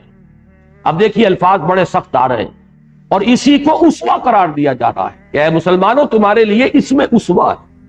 یہ سختی اور یہ غلظت ہونی چاہیے، جیسے کہ فرمایا گیا عزت علی الکافرین، یا جیسے کہ سورہ فتح میں فرمایا گیا کہ مسلمانوں کی شان کیا ہے، رحماء بینہم اشداء علی الکفار. تو اشداء علی الکفار کی شان ہونی چاہیے. تو انہوں نے کیا فرمایا تھا حضرت ابراہیم اور ان کے اہل ایمان ساتھیوں نے، انا براء منکم ومما تعبدون من دون اللہ کفرنا بکم، ہم نے تمہارا کفر کیا، تمہارا انکار کر رہے ہیں. تم نے اللہ کا انکار کیا، اللہ کے دین کا انکار کیا، ہم تمہارا انکار کرتے ہیں، تم سے کفر کرتے ہیں. یہ لفظ جیسے کہ آیت الکرسی کی بعد والی آیت میں بھی آیا ہے، وَمَن يُؤْمِن بِاللَّهِ، جیسے کہ فرمایا گیا جس نے کفر کیا اور طاغوت کا کفر کیا اور اللہ پر ایمان لائے. یہ لازم ہے کہ ظاہر بات ہے کہ نفی کے ساتھ اس بات آتا ہے، فَمَن يَكْفُرْ بِالطَّاغُوتِ وَيُؤْمِن بِاللَّهِ فَقَدِ اسْتَمْسَكَ بِالْعُرْوَةِ الْوُثْقَىٰ. تو وہی لفظ یہاں پر بھی آیا، کفرنا بکم، ہم نے تمہارا کفر کیا. وَبَدَا بَيْنَنَا وَبَيْنَكُمُ الْعَدَاوَةُ وَالْبَغْضَاءُ أَبَدًا، اب ہمیشہ کے لیے ہمارے اور تمہارے درمیان دشمنی اور بغض جو ہے پیدا ہو گیا. یہ الفاظ بڑے ثقیل ہیں، یہ اسی لیے تاکہ اصل حقیقت واضح ہو جائے کہ صرف یہ نہیں کہ محبت ہو، محبت سے آگے بڑھ کر بات ہے، ان سے نفرت ہو، ان سے عداوت ہو، ان سے بغض ہو. جب تک کہ یہ شکل پیدا نہیں ہوتی اسوہ ابراہیمی پر تمہارا عمل نہیں ہوگا. کہ نہ صرف یہ کہ ان کے ساتھ محبت کے رشتے کٹ جائیں، بلکہ جب وہ کفر کو انہوں نے پسند کیا، انہوں نے جب اللہ اس کے رسول کا دشمن بننا گوارا کیا، تو اب وہ تمہیں محسوس ہو کہ وہ تمہارے دشمن ہیں. جب تک کہ تمہارے اور ان کے درمیان یہ عداوت اور بغض کا رشتہ قائم نہیں ہوگا، اسوہ ابراہیمی پر عمل نہیں ہوگا. پھر ذرا نوٹ کیجئے الفاظ، جیسا کہ میں نے عرض کیا اس موضوع پر یہ قرآن مجید کا کلائمیکس ہے، نقطہ عروج ہے. یہ سختی اور یہ انداز آپ کو کہیں اور نہیں ملے گا. قد کانت لکم اسوۃ حسنۃ فی ابراہیم والذین معہ، اذ قالوا لقومهم انا براء منكم ومما تعبدون من دون الله كفرنا بكم وبدا بيننا وبينكم العداوة والبغضاء ابدا، ہمیشہ کے لیے اب تمہارے اور ہمارے درمیان دشمنی اور بغض پیدا ہو گئی، حتی تؤمنوا باللہ وحدہ، یہاں تک کہ تم اللہ واحد پر ایمان لاؤ، اس کی توحید کا اقرار کرتے ہوئے۔ اس لیے کہ ہماری دشمنی کوئی ذاتی دشمنی ہے نہیں ہے، یہ دشمنی ہے اللہ اور اس کے رسول کی وجہ سے۔ الحب فی اللہ والبغض فی اللہ، محبت ہے تو اللہ کے لیے اور دشمنی ہے تو اللہ کے لیے۔ من اعطى للہ ومنع للہ واحب للہ وابغض للہ فقد استکمل الایمان، جس نے محبت کی تو اللہ کے لیے کی اور دشمنی رکھی تو اللہ کے لیے رکھی، اور کسی کو کچھ دیا تو اللہ کے لیے دیا اور کسی سے کچھ روکا تو اللہ کے لیے روکا، اس شخص نے اپنے ایمان کی تکمیل کر لی۔ اللہم ربنا اجعلنا منہم، اللہ تعالی ہمیں ان لوگوں میں شامل ہونے کی توفیق عطا فرمائے۔ تو فرمایا جب تک کہ تم اللہ واحد پر اور اس کی توحید کا اقرار کرتے ہوئے ایمان نہیں لاؤ گے، اب تم سے محبت کا رشتہ تو درکنار، اب تو ہمارے اور تمہارے درمیان دشمنی ہے، بغض ہے، عداوت۔ الا قول ابراہیم، سوائے ابراہیم کے ایک قول کے۔ اب یہ الا جو آیا ہے استثناء، اس کے بارے میں دو آراء ہیں۔ ایک تو یہ کہ اسوہ ابراہیمی میں ایک بات ایسی ہے مسلمانوں، وہ تمہارے لیے اسوہ نہیں قرار پائے گی۔ وہ ابراہیم کی طبیعت میں بہت حلم تھا، بہت نرمی تھی، بہت رقت تھی، لہذا اس سے ایک معاملہ ہو گیا، ہم نے اسے معاف کیا، لیکن یہ کہ تم یہ جان لو کہ اس کا یہ پہلو جو ہے تمہارے لیے اسوہ نہیں۔ بعض حضرات نے رائے دی ہے کہ یہ استثناء ہے، ان کی جو اعلان برات تھا حضرت ابراہیم نے جو اپنی قوم سے اور اپنے والد سے جو اعلان برات کیا تھا، یہ گویا کہ اس میں ایک استثناء ہے۔ بہرحال یہ دونوں مفہوم جو ہے جہاں تک اصل مدعا ہے اس کے اعتبار سے کوئی فرق واقع نہیں ہوتا، کہ ایک چیز البتہ ایسی ہوئی حضرت ابراہیم سے، اور وہ کیا ہے؟ الا قول ابراہیم لابیہ لاستغفرن لک۔ حضرت ابراہیم نے، جیسے کہ سورہ مریم میں تفصیل سے آیا ہے، جب والد نے حکم دیا کہ میرے گھر سے نکل جاؤ، واہجرنی ملیہ، نکل جاؤ یہاں سے، میری نگاہوں سے دور ہو جاؤ، تو وہاں سے چلتے ہوئے حضرت ابراہیم نے یہ کہا تھا کہ میں آپ کے لیے استغفار کروں گا اللہ تعالیٰ سے، انہ کان بی حفیہ، وہ مجھ پر بڑا مہربان ہے، میں استغفار کروں گا۔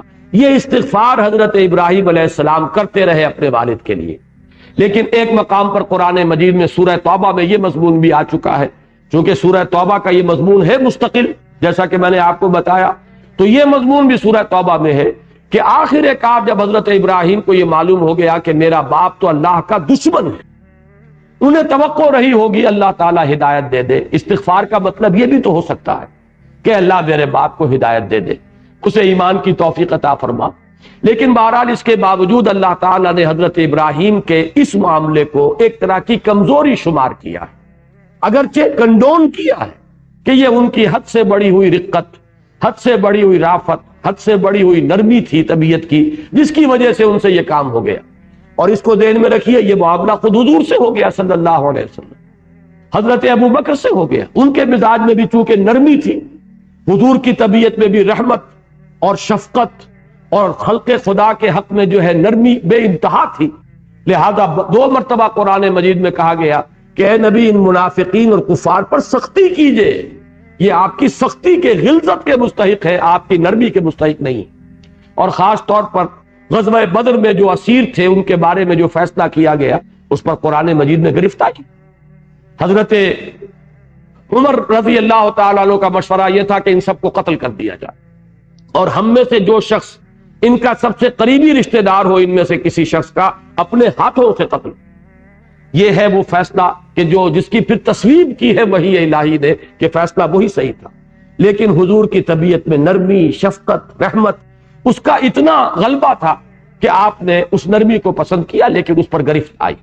اسی طریقے سے حضرت ابراہیم کا یہ معاملہ ہے، تو یہاں اللہ تعالیٰ گویا کہ ان کے عذر کو خود قبول کرتے ہوئے ان کا ذکر فرما رہے ہیں کہ بالآخر ہمارے اس بندے ابراہیم نے بھی اپنے والد سے اعلان برات کر دیا تھا، لیکن یہ کہ ایک طویل عرصے تک حضرت ابراہیم ان کے لیے دعا کرتے رہے اپنے والد کے لیے، اس لیے کہ یہ بات تاریخی طور پر نوٹ کر لیجئے کہ وہ دعا جو سورہ ابراہیم میں آئی ہے یہ اس وقت کی ہے جبکہ حضرت ابراہیم علیہ السلام اور حضرت اسماعیل علیہ السلام کو وہ آباد کر چکے تھے خانہ کعبہ کے قریب.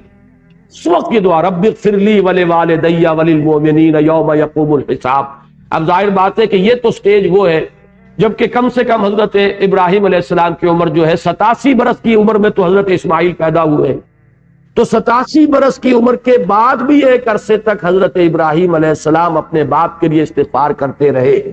اب اس کے بعد وہ کون سی سٹیج آئی ہے جس کے بعد کہ انہوں نے یہ فیصلہ کر لیا جس کا سورہ توبہ میں ذکر ہے کہ جب ان پر یہ بات پوری طرح منکشف ہو گئی کہ وہ تو اللہ کا دشمن ہے اور کسی صورت میں بھی وہ ایمان لانے والا نہیں ہے، تب انہوں نے ان سے اپنے باپ سے برات کی. تبرأ منہ، تو حضرت ابراہیم نے اپنے باپ سے بھی برات کا اعلان کیا. لیکن اس عرصے میں بھی اگر استغفار کیا ہے تو یہ بھی بہرحال ایک کمزوری کا معاملہ ہے. فرمایا الا قول ابراہیم لابیہ لاستغفرن لک وما املک لک من اللہ من شیء. ساتھ ہی یہ بھی کہہ دیا تھا حضرت ابراہیم نے اپنے والد سے کہ میں آپ کے لیے استغفار تو کروں گا لیکن میں آپ کے بارے میں، آپ کے معاملے میں اللہ کے ہاں کوئی اختیار نہیں رکھتا، میرے پاس کوئی اختیار نہیں ہے. لا املک لک من اللہ من شیء، کوئی اختیار نہیں ہے. اب یہاں پہ ایک تو بہت ہی عمدہ یہ مقام ہے اس پہلو سے کہ شفاعت کی اصل حقیقت واضح ہو جائے. استغفار بھی شفاعت ہے، معافی چاہنا کسی کے لیے یہ شفاعت ہے. لیکن شفاعت کا معاملہ یہی ہے کہ میں شفاعت تو کروں گا، میں نے تمہارے لیے استغفار کا وعدہ کیا، میں استغفار کروں گا، لیکن لا وما املک لک من اللہ من شیء، مجھے کوئی اختیار حاصل نہیں ہے اللہ کے ہاں تمہارے معاملے میں. اللہ چاہے گا تو میری سفارش قبول کر لے گا، اللہ چاہے گا تو آپ کے حق میں میرے استغفار کو قبول فرما لے گا، اللہ نہیں چاہے گا تو میرا زور نہیں ہے، میرا کوئی اختیار نہیں. بالکل یہی وہ الفاظ ہیں جو حضور کے اس خطبے میں آتے ہیں جو ایک مرتبہ آپ نے اپنے قریبی عزیز خواتین کو جمع کر کے خطبہ دیا. یا صفیۃ عمۃ رسول اللہ انقذی نفسک من النار فانی لا املک لک من اللہ شیئا. اے صفیہ، اللہ کے رسول کی پھپھی، خود اپنے آپ کو جہنم کی آگ سے بچانے کی فکر کرو، اس لیے کہ مجھے کوئی اختیار حاصل نہیں ہوگا تمہارے بارے میں اللہ کے. یا فاطمہ بنت محمد صلی اللہ علیہ وسلم، اے فاطمہ محمد کی لخت جگر رضی اللہ تعالی عنہا وصلی اللہ علیہ وسلم، انقذی نفسک من النار فانی لا املک لک من اللہ شیئا. اپنے آپ کو آگ سے بچانے کی فکر کرو، کوشش کرو جہنم سے چھٹکارا پانے کے لیے اپنے ایمان اور اپنے عمل صالح کے اندر زیادہ سے زیادہ جو ہے کوشش کرو، اس لیے کہ مجھے کوئی اختیار حاصل نہیں ہوگا قیامت کے دن تمہارے بارے. ربنا علیک توکلنا. اب یہاں حضرت ابراہیم اور ان کے ساتھیوں کی دعا ہے جو یہاں نقل کی گئی، گویا کہ مسلمانوں کو تلقین کی جا رہی ہے کہ یہ دعا تمہیں مانگنی چاہیے. اسوہ ابراہیمی یہ ہے، اے پروردگار ہم نے تجھ پر توکل کیا، ہمارا سارا بھروسہ تیری ذات پر ہے، ہمارا کل توکل تجھ پر ہے. وَإِلَيْكَ أَنَبْنَا، اور تیری ہی جناب میں ہم نے رجوع کیا، انابت کی روش اختیار کی. وَإِلَيْكَ الْمَصِيرُ، اور پروردگار تیری ہی طرف ہمیں لوٹنا ہے، تیرے ہی حضور میں حاضر ہونا ہے، تیری ہی بارگاہ میں پیش ہونا ہے. ربنا لا تجعلنا فتنة للذین کفروا، اور اے رب ہمارے ہمیں کافروں کے لیے فتنہ نہ بنا دیجو، یعنی کافروں کا تختہ مشق نہ بنا دیجو. ان کو جانچنے کے لیے، پرکھنے کے لیے تو ہمیں ان کے لیے تختہ مشق بنا دے، جیسے کہ کفار جو مکے میں کرتے رہے تھے. حضرت بلال کو مار رہا ہے امیہ ابن خلف، تو گویا کہ حضرت بلال کو اللہ تعالیٰ نے امیہ ابن خلف کے لیے ایک فتنہ بنا دیا ہے کہ بلال کے ذریعے سے پرکھا جا رہا ہے امیہ ابن خلف کو کہ معلوم ہو جائے اس میں کتنی خباثت ہے، وہ ساری خباثت باہر نکل آئے. لیکن یہ کہ حضرت بلال پر تو وہ سختی پڑ رہی ہے. یا جیسے کہ آل یاسر کا میں نے ذکر کیا، ابو جہل کو اللہ تعالیٰ نے گویا کہ چھوٹ دی ہوئی تھی، جس طرح چاہ رہا تھا ستا رہا تھا، اور دو کو تو شہید کر دیا، حضرت یاسر کو بھی اور حضرت سمیہ کو بھی رضی اللہ تعالیٰ عنہما. تو گویا کہ اس کے خب سے باطن کے ظہور کے لیے اللہ تعالیٰ نے ان میاں بیوی کو گویا کہ ایک ذریعہ بنا دیا تھا. یہ ہے مفہوم اس کا، لا تجعلنا فتنة للذین کفروا، ان کافروں کو ہمارے اوپر ظلم و ستم کی اجازت نہ دے. اے اللہ ان کے خب سے باطن کو ظاہر ہونے کے لیے وہ ہمیں ذریعہ نہ بنا کہ ثابت ہو جائے کہ ان کے اندر کتنی خباثت چھپی ہوئی ہے. واغفر لنا ربنا، اور اے رب ہمارے ہمیں بخش دے، ہماری خطاؤں سے درگزر فرما. انک انت العزیز الحکیم، یقیناً تو ہی ہے زبردست اور کمال حکمت والا. العزیز وہ ہستی جس کا اختیار مطلق ہے، جس کے اختیارات پر کوئی تحدید نہیں، کوئی پابندی نہیں، اور الحکیم جس کی حکمت کامل ہے، یعنی جس کا اختیار استعمال ہوتا ہے حکمت کے ساتھ، الل ٹپ نہیں ہوتا بلکہ حکمت کے ساتھ استعمال ہوتا ہے۔ لقد کان لکم فیہم اسوۃ حسنہ، اے لوگو، اے اہل ایمان، تمہارے لیے ان میں، ان کی ذات میں، ان کی روش میں، ان کے رویے میں ایک نہایت عمدہ مثال ہے، اسوہ ہے۔ لیکن یہاں نوٹ کیجئے، یہ وہی الفاظ آئے ہیں جو سورہ احزاب میں آئے ہیں، وہ مشہور آیت لقد کان لکم فی رسول اللہ اسوۃ حسنۃ لمن کان یرجو اللہ والیوم الآخر وذکر اللہ کثیرا۔ محمد الرسول اللہ صلی اللہ علیہ وسلم کی ذات اور شخصیت میں اے اہل ایمان تمہارے لیے نہایت عمدہ مثال اور نمونہ ہے، لیکن کس کے لیے؟ اس کے لیے جو اللہ پر یقین رکھتا ہو اور یوم آخر پر یقین رکھتا ہو، امیدوار ہو یوم آخر کا۔ یہ بالکل ایسی ہی بات ہے جیسے قرآن مجید کے بارے میں فرمایا ھدی للناس، تمام انسانوں کے لیے ہدایت ہے، لیکن ھدی للمتقین، صرف ان لوگوں کے لیے ہدایت ہے جن کے دل میں کوئی خدا ترسی موجود ہے۔ یعنی اپنی جگہ تو اس میں ہدایت کاملہ ہے تمام انسانوں کے لیے، جو پڑھے لکھے ہوں ان کے لیے بھی اور نہ پڑھے لکھے ہوں ان کے لیے بھی، عوام کے لیے بھی، خواص کے لیے بھی، بڑے بڑے حکماء اور فلاسفہ کے لیے بھی، اور کاشتکاروں اور مزدوروں کے لیے بھی، آج کے انسان کے لیے بھی اور آج سے 1400 برس پہلے کے انسان کے لیے بھی، اور اگر دنیا کی زندگی ابھی ہے تو آج سے 1000 برس کے بعد کے انسان کے لیے بھی، سب کے لیے ہدایت کاملہ اس قرآن میں ہے۔ لیکن اس کی ہدایت سے فائدہ کون اٹھائے گا؟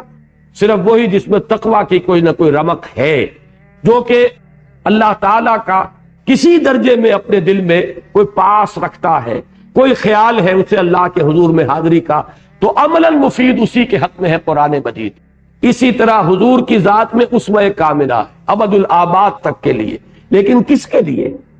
لمن کان یرجو اللہ والیوم الآخر، اس کے لیے جو اللہ کا بھی امیدوار ہے اور یوم آخر کا بھی امیدوار ہے، اللہ سے ملاقات کا امیدوار، اللہ کی رحمت کا امیدوار، اللہ کی مغفرت کا امیدوار، اور یوم آخر کا امیدوار کہ وہ دن آ کر رہے گا۔ میں نے عرض کیا یہی الفاظ وہاں آئے لقد کان لکم فی رسول اللہ اسوۃ حسنۃ لمن کان یرجو اللہ والیوم الآخر، یہاں بھی لقد کان لکم فیہم اسوۃ حسنۃ لمن کان یرجو اللہ والیوم الآخر ومن یتول فإن اللہ ھو الغنی الحمید۔ اور جو پیٹھ موڑ لے اتنی باتوں کی وضاحت کے بعد اس مضمون پہ، جیسا کہ میں نے عرض کیا، یہ حرف آخر ہے، یہ مقام، یہ کلائمیکس ہے، یہ چوٹی ہے۔ فرمایا اس کے بعد بھی اگر روگردانی کوئی کرے گا، اس کے بعد بھی اس کے مخالف کوئی روش اختیار کرے گا، اس کے برعکس کوئی رویہ اختیار کرے گا، فرمایا فإن اللہ ھو الغنی الحمید، تو اللہ تعالیٰ تو غنی اور حمید ہے۔ یہ اللہ تعالیٰ کی شان استغنا، یہ گویا کہ ایک طرح سے اس کی طرف سے اپنی نگاہ رحمت اور نگاہ شفقت کو پھیر لینے کا انداز ہے کہ پھر اللہ سے اس کا کوئی تعلق نہیں، جیسے کہ جو آیات میں نے پہلے آپ کو سنائی ہے کہ پھر اس کا کوئی تعلق اللہ کے ساتھ نہیں ہوگا۔ فَإِنَّهُ مِنْهُمْ، جو ان کے ساتھ دوستی کرے گا پھر وہ انہی میں سے شمار ہوگا۔ وہی انداز دیا فَإِنَّ اللَّهَ هُوَ الْغَنِيُّ الْحَمِيدُ، تو اللہ تو غنی اور حمید ہے، اسے کسی کی احتیاج نہیں، کوئی اس کی بات مانے نہ مانے، اس کے سلطنت میں کوئی کمی نہیں آئے گی۔ جیسے کہ ایک حدیث میں بڑے پیارے الفاظ آئے، حدیث قدسی ہے کہ اے میرے بندو، ان کان اولکم و آخرکم، اگر تمہارے اول اور آخر اور جن و انس جو سب سے زیادہ کوئی متقی ہو سکتا ہے اتنے متقی ہو جائیں۔ میں کہا کرتا ہوں کہ اگر سب کے سب ابو بکر بن جائیں رضی اللہ تعالی عنہ، تب بھی اللہ نے فرمایا کہ میری سلطنت میں کوئی اضافہ نہیں ہوگا، کوئی بال بر اضافہ نہیں ہوگا۔ اور اگر تمہارے اولین اور آخرین اور جنس اور انس اور جن سب کے سب اگر اتنے شقی ہو جائیں، اتنے نافرمان ہو جائیں جتنا کہ کوئی بڑے سے بڑا نافرمان ہو سکتا ہے، سب کے سب ابلیس کے درجے کو پہنچ جائیں، تب بھی میری سلطنت میں کوئی کمی واقع نہیں ہوئی۔ یہ ہے اللہ کی شان استغنا۔ تمہاری فرما برداری سے اور تمہاری یعنی اللہ کے احکام کو قبول کر لینے سے ایسا نہیں ہے کہ اس کی کوئی حاجت ہے جو پوری ہو جائے گی، یا اس کی کوئی ضرورت ہے جو رکی ہوئی ہے جو تمہارے اس فعل سے اور طرز عمل سے پوری ہوگی، بلکہ وہ تو غنی ہے اور حمید ہے۔ اب یہ 7ویں آیت بھی آج پڑھ لیجیے، اس لیے کہ اس کا تعلق اسی کے ساتھ ہے، اگرچہ رکوع تو ختم ہو گیا۔ عسى اللہ ان یجعل بینکم وبین الذین عادیتم منہم مودہ۔ اب اتنی سختی کے بعد ذرا ایک امید کی کرن دکھائی جا رہی ہے کہ اے مسلمانوں، یہ بڑا عارضی سا ایک موقع ہے، یہ جد و جہد جو ہے اب کامیابی سے ہمکنار ہوا چاہتی ہے، لیکن اس وقت سب سے زیادہ ثابت قدمی کی ضرورت ہے۔ ذرا سا بھی اگر کوئی پوٹینشل ویکنس جو ہے تمہارے اندر پیدا ہو گئی اپنی ان محبتوں اور دوستیوں اور رشتہ داریوں کی وجہ سے، تو گویا کہ وہ منزل جو بالکل سامنے آ چکی ہے تم اس سے دور رہ جاؤ گے، پیچھے رہ جاؤ گے، کھوٹی ہو جائے گی منزل تمہاری۔ لیکن ہو سکتا ہے کہ جیسے ہی یہ منزل سر ہو جائے، یہ مرحلہ طے ہو جائے، جیسا کہ ہو گیا کچھ ہی عرصے کے بعد جب مکہ فتح ہو گیا، اکثریت وہاں کی ایمان لے آئی، جو بیریئر تھا ختم ہو گیا۔ اب دوستی کرو، اب محبتیں تمہاری قائم رہے۔ یہ تھوڑے سے وقت کی، جب تک یہ جد و جہد کا انقلابی عمل ابھی جاری ہے، ابھی جبکہ انقلاب مکمل نہیں ہوا، ابھی اس کے ثمرات ظاہر نہیں ہوئے، لہذا یہ وقت کڑا ہے، اور اس کڑے وقت میں تمہیں اس حکم پر سختی کے ساتھ عمل کرنا چاہیے۔ لیکن عسى اللہ ان یجعل بینکم وبین الذین عادیتم منہم مودہ، ہو سکتا ہے، قریب ہے، ان قریب ہوا چاہتا ہے کہ اللہ تعالیٰ تمہارے اور ان لوگوں کے مابین جن کے درمیان اس وقت دشمنی پیدا ہو چکی ہے، محبت پیدا کر دے، مودت پیدا کر دے، حالات بدل جائیں، وہ ایمان لے آئے، تو اس کے بعد جو ہے، اور یہ جو کشمکش ہے، مقابلہ ہے، محاذ آرائی ہے، یہ ختم ہو جائے، تو پھر تمہارے لیے کھلی چھوٹ ہوگی۔ تم اپنی ان محبتوں کی تجدید کرو، تم اپنی رشتہ داریوں کی تجدید کرو، تم ان کے ساتھ موالات کا رشتہ قائم کرو۔ یہ ایک کٹھن مرحلہ ابھی ہے، اس کو سر کر لو، اس کے بعد اللہ تعالیٰ جو ہے ان قریب تمہارے لیے راستے بھی کھول دے گا۔ واللہ قدیر، اللہ ہر چیز پر قادر ہے۔ واللہ غفور الرحیم، یہ الفاظ اس اعتبار سے بہت اہم ہے کہ اللہ تعالیٰ نے یہاں پر اگر کسی مسلمان کے دل میں ابھی تک اگر کوئی تھوڑا بہت بھی وہ کچا دھاگا بھی اگر بندھا ہوا تھا ان رشتہ داریوں کا اور محبتوں کا، تو ظاہر بات ہے کہ ان آیات کے بعد شدید احساس انہیں ہوا ہوگا کہ ہم سے بڑی خطا رہی اور ہم بڑے غلط رویے میں اب تک مبتلا رہے۔ اس شدید احساس کے پس منظر میں اب گویا کہ انہیں اطمینان دلایا جا رہا ہے، واللہ غفور الرحیم، اللہ غفور ہے، اللہ رحیم ہے۔ اگر اب بھی تم متنبہ ہو جاؤ، شعوری طور پر اب بھی ان محبتوں اور دوستیوں کے تعلقات کو منقطع کر دو، تو اللہ غفور ہے، جو ہو گیا ہے۔ اسی میں گویا کہ حضرت حاتب ابن ابی بلتع کے لیے بھی وہ نوید جاں فضا ہے جو خطا ہوئی، جیسا کہ میں نے اس تاریخی روایت اور حدیث کے حوالے سے آپ کو سنایا کہ حضور نے فرمایا